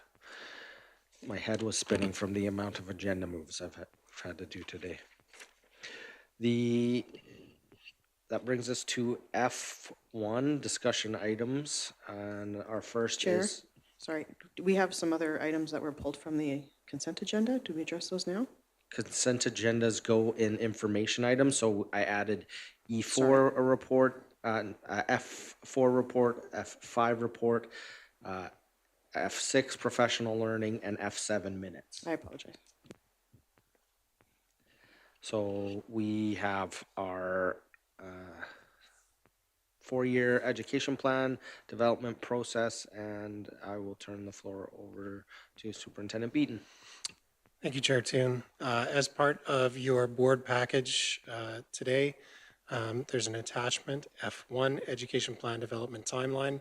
I simply wanted to make you aware of the process that we will begin to engage to develop the education plan. It will be integral to have trustee voices as part of this. And in February, at our meeting of the whole, I'll present some information back to you folks about how we go forward with stakeholder engagement. This morning, Carly sent out a survey to administrators to ask them about their particular publics, how they traditionally like to be engaged, how we can process through that. So that information we've asked to have our administrators send back to us at the end of this week. Once we have that, we can begin to flesh this out in more detail. in terms of where we're meeting with our stakeholders, when those take place, and how we structure that information coming back. So the first couple of steps have been engaged already. The data and context analysis, obviously from August to December has taken place. We've begun looking at, as a board, looking at the mission, vision, core values. I conducted a session with administrators last week during our admin council regarding themes that have come out from my research and interviews with them over the first 5 months. We had a very fulsome discussion about that, and they provided some guidance to senior admin as to go back and begin to structure this further. So I'm open to questions or any thoughts about the plan as I presented it there to you, and it is a rough draft, and more detail will be added as we gather that information.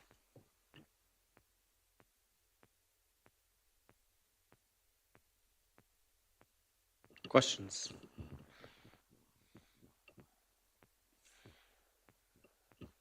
Just Churchin.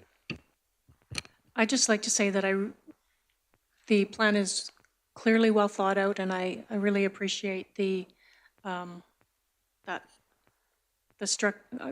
that you have and making sure that everyone is engaged in part of it.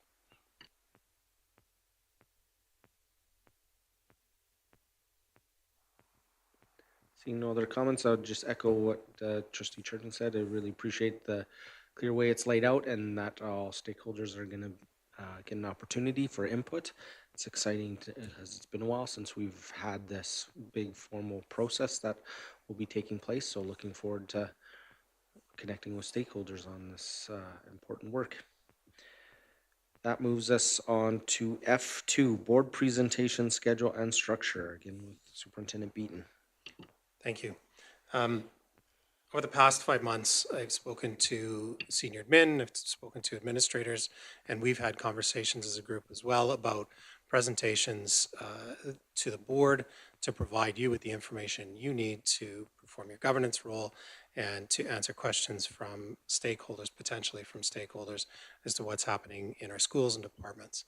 One of the things that I looked at in going forward is how to best maximize our time together to ensure that you have the information that you need, as well as managing the time of senior admin and our principals and department heads. And so I'd like to present or propose a structure going forward, and I will provide more detail, more written detail as we move forward if this is how you would like to go.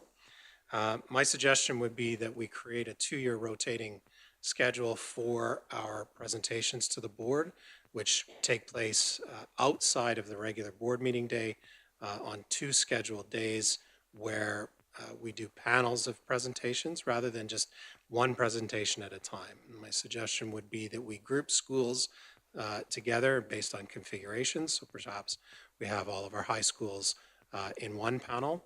The structure, administrators would be provided a structure that they all follow, that we create, that you folks create, so that you're getting the information that you need. And then the presentation will be more of a question and answer where you folks would be able to ask principals questions about the information that they provide to you. The information will be provided a week in advance, so you have time to go through it, glean the information that you need, and then ask the questions of the administrators during a panel conversation. So less about a sit and get type of presentation, which does have a place and does have value. Looking at it from a governance position and maximizing time, I felt that it may be more beneficial that you be given an opportunity to ask questions, to clarify, and that administrators get to speak to the data and information that they present to you, all aligned to board goals, all aligned to the education plan. So it's not just a simply information sharing, if you will, of these are all the really great things that are going on in my school, which are important, but deeper to that, the issues related to learning, the issues related to the goals that we establish as a division going forward. And I felt that that might be a more efficient and perhaps a better way to gather the information that you need. And as I said, it would be, in my mind, a 2-year rotating cycle so that a principal knows that if they present this school year, or a department head knows, if they present this school year, they have 2 years until their next presentation. That way you continually get the information that you need. However, I also recognize that there may be a gap, a potential gap in information that you need. And what I would suggest we do is that every year, principals and myself included, need to create a annual education results report. My suggestion would be that we use the reports that come back from our schools, plus our division report, more intentionally, in whether that's in a meeting of the whole or in a regular board meeting, to go through and identify areas that we're doing well, basically analyze the information that our schools are developing for their AERR alongside the Division 1, so that you're having that information in the absence of formal presentations from our principals. So panel discussions with like configurations of schools once every 2 years, with the information coming to you a week in advance, so you have time to prepare, ask questions, and then a more formalized review process for the AERRs for the division. That would be how I suggest we go forward. Thank you. I really appreciate the information. I think having an opportunity to use the existing stuff that's collected in a new way, I think is really going to provide a lot of benefit for the whole board to gain the picture of what's happening in the division. We get to see as the schools that we represent on a really close-up basis, but allowing trustees to see the other schools that may be in their ward or outside the ward that they don't get an opportunity to see, I think will really be beneficial for the whole board. So any other questions for Superintendent on process that was presented? Thank you. Thank you for that. We will move on to projected enrollment with Mr. Perry.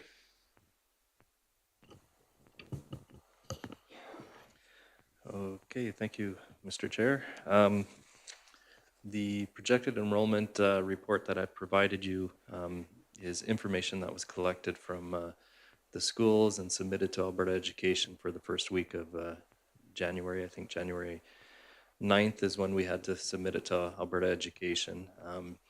This is obviously preliminary, very preliminary enrollment projections. It's what Alberta Education utilizes to calculate our funding for the up and coming year, so the 26-27 school year. It is challenging for schools to project, with significant accuracy as to what the numbers will be in the following year. However, things that they can do is they can look at how many students will be leaving, how many students are coming in from our ECS, and then typically they have to estimate what the ECS numbers will be. If there's additional context of information of families that have moved since the beginning of this year, they'll take that into consideration, as well as families that have moved in, anticipating that they'll be here for a year beyond this year. So I just say that because it is challenging for our schools to put together these numbers, but they are utilized. Now, when we provide these numbers, it is what the provincial government provides or calculates our funding with. However, at the end of the day, if we have more or less, it's adjusted. We may get the revenue, but it's adjusted in the following year, depending on whether it's a clawback or add to. So, but what you'll see here is we do project a decline in enrollment. So I'll just start with the first area there that you can see on the screen. So down to the green area. So this includes K-12, it's based on FTE. It does not include the virtual school or the home education or anything of that nature. It's just the students in schools. It does include international students, and I'll go through that. So ultimately, we anticipate a reduction of 33.32 students. 12 of those are international. So if you reduce that, then we're down to 24 students from K to 12 in our schools. Nanton anticipates a small increase, stably, pretty status quo. Clarisholm, very status quo as well. Grantham the same. Where we're going to experience a slight decline is in Fort Macleod. Again, this is looking at the number of students that are moving on from WA Day to FP Walsh and then anticipating the numbers coming in and a few other contextual items. So down by 15 students in Fort McLeod and Pincher Creek. The Canyon Elementary School also is anticipating a decline of just over 10 students. The net is about 5.5 students in Pincher Creek. Slight decreases in some of the other areas all add up to an overall decrease for the jurisdiction. We anticipate an increase in outreach based on the number of students we have there right now. We anticipate it being similar of 10 students. Colony schools, one colony has split in this current year. And so these numbers reflect that, you know, over half of those students are now in another location outside of our jurisdiction. Next year, we anticipate another colony will split. We anticipate that'll be after the count date. So based on how we are funded, we anticipate that those numbers will still be in there, and that's what this document reflects. But subsequent to that, we anticipate in future years that colony will also have reduced number of students as well. So as they get to be big and have multiple families living there, population is significant, they'll split into other areas and depending on where they can purchase land and things of that nature. So our budget for international is always around 50. We had more than that this year, but the reflection of a decrease in 12 doesn't actually mean we will be decreased, but our goal is to ensure that we have 50 every year, and so that's what we've put here for this number.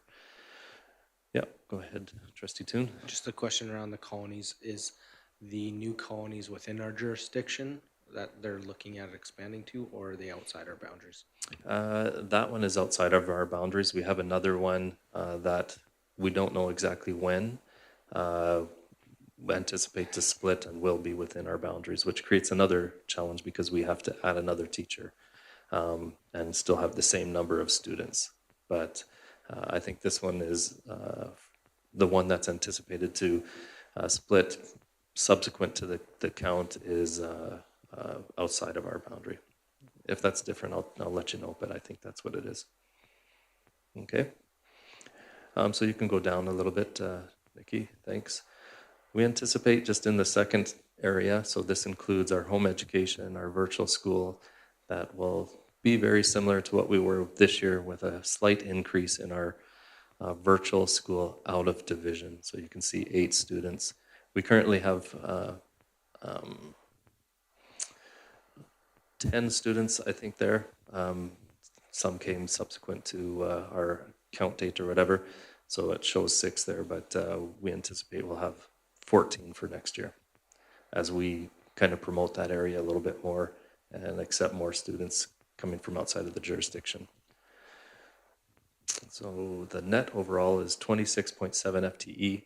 It's actually a decrease of 41.82 bodies as our ECS students, it gives a breakdown of what the actual student numbers are.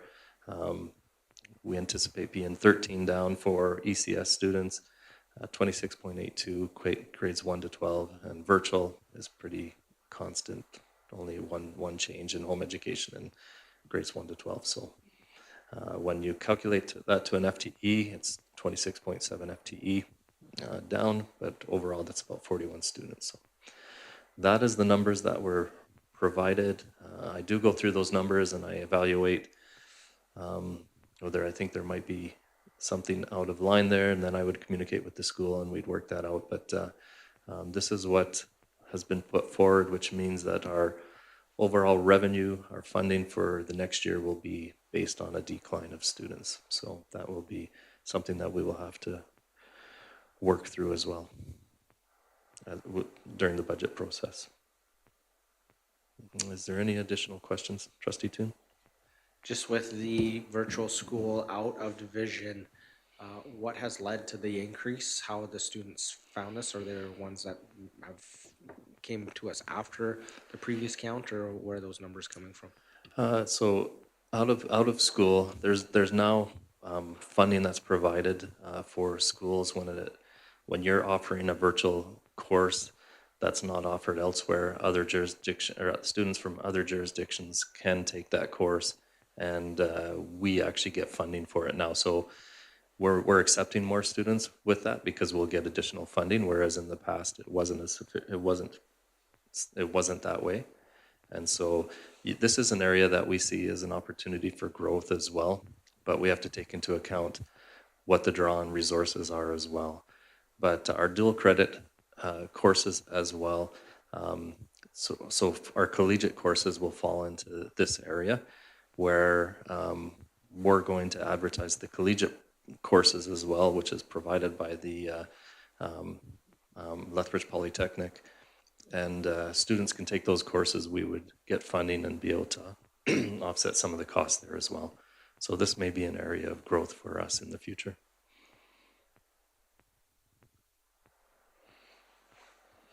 Just a quick question under the home education, and I'm sorry, I don't remember seeing this before, but the shared responsibility, what is that? So in some of our communities, the school is responsible for some of the programming, and some of the programming is home education.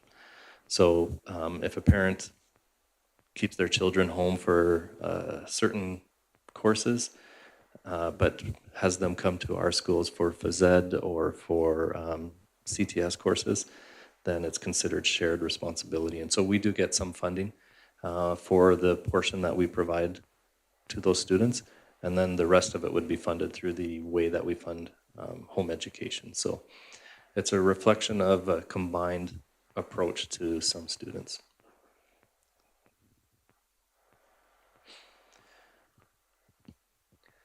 Seeing no other questions, thank you, Mr. Perry, for your report.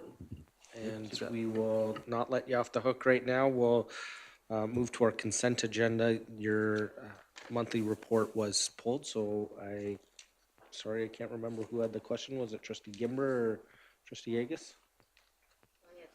Yeah, go ahead. On your report, you talked about the value scoping session at Livingstone School. You mentioned it twice, and you said it for January that the way I read it, you had it. Could you give me some information on that, please? Yeah, I can provide an update with regards to the value scoping session for Livingstone School. That was part of our capital plan and we received additional funding from Alberta Education to go through a value scoping session. We'd indicated before that we would look to January to February to provide or to complete that. The RFP ended last Friday, so we are currently looking at the submissions as far as the architectural firms that submitted to do the review, and we will be communicating dates once we identify who that will be running that value scoping session.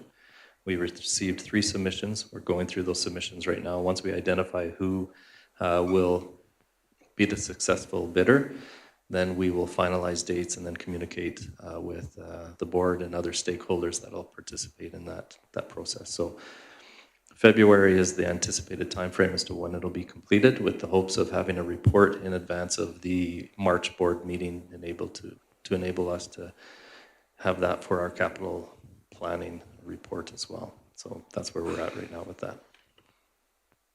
Thank you. You bet. Thank you for the information, Mr. Perry, and we will go over to Mr. Feller for F5. I think Trustee Yeagus had a question about your report as well. Yes, Richard, in your report, you talked about, and I assume this is the Livingston Ski, the LSA planning meeting. Could you explain what you meant by that? Yeah, for sure. As we've had new administrators coming into Lundberg and trying to understand the whole scope of what LSA is within the division and within that school, it's an opportunity that we take along with Superintendent Beaton to meet with the administrators as well as Jason Clifton to take a look at all the different types of programming that are happening or could potentially happen in the future, and making sure all of those structures are aligned so that our new admin fully understand the responsibilities that they have within that context. Thank you. bet.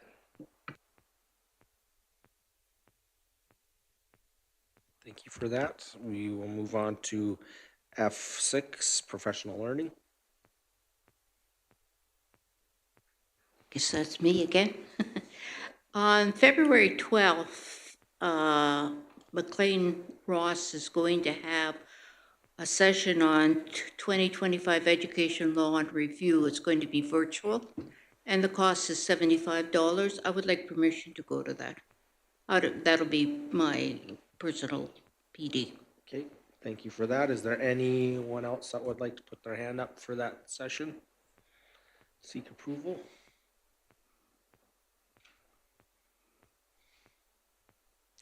Seeing none, we have trustee Yegus seeking approval for McLennan and Ross Law and Education at $75. And we'll call the question on that, and that trustee Yegus will have you making the motion to attend. All those in favor? Opposed? That is carried. Thank you. And that moves to F7, minutes with trustee Gimber.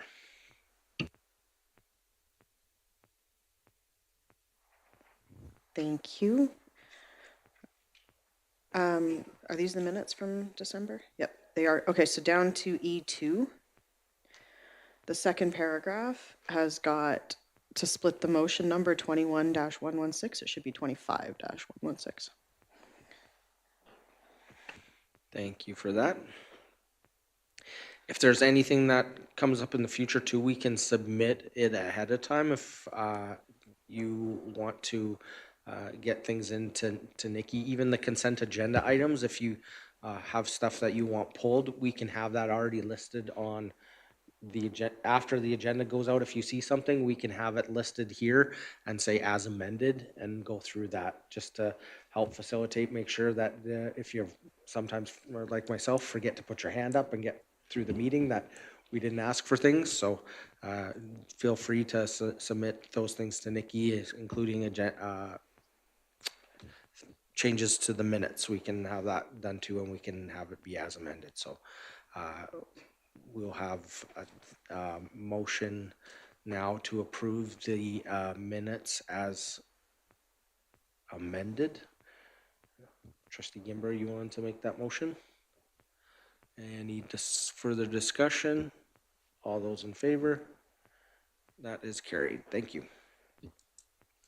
So we are moving right along in our agenda, and excuse me. For transparency's sake, I will mention what's going to happen now. We had talked before, because we hadn't had these on the agendas for a couple months. I'm going to do a motion arising that the Board of Trustees no longer place key messages and press releases on agendas. They were taken off for a couple months, excuse me, and we had a discussion as a board, and after reflecting on that, I wanted to make sure that it was the will of the board in removing that. Nikki does an amazing job of creating the key messages, but a lot of times at the end, it's work in memory of to try and see what happened in the meeting, and we already had things that were already occurring, like our presentations on there, and the feeling was it kind of puts us in an awkward place to prioritize what we want highlighted when really everything should be highlighted. Some motions were not approved were included on agendas, and some that were left off in the same meeting. So really wanting to be transparent about the work that we do. We have a advocacy plan now that states how we engage with the public.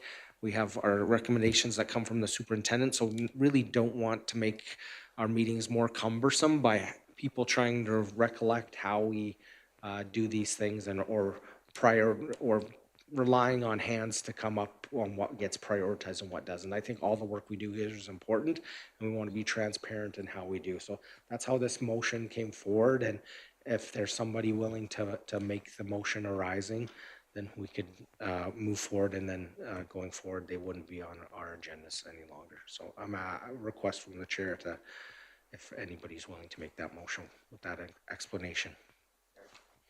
Trustee Hodges, thank you. Any discussion?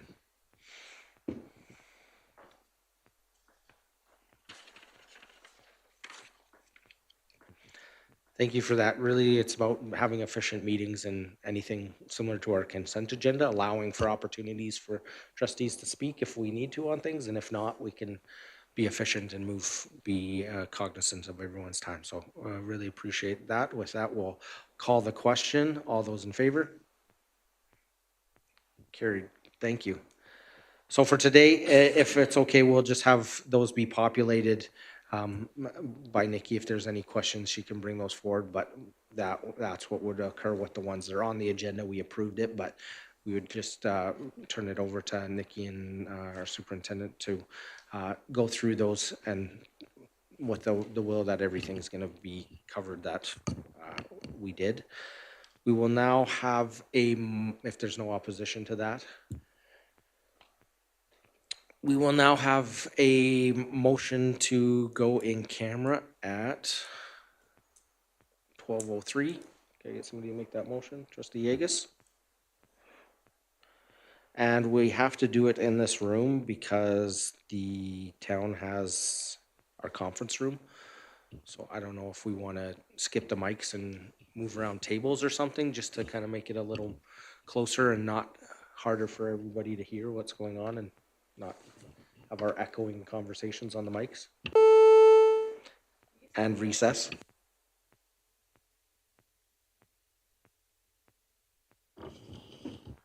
So all those in favor of going in camera?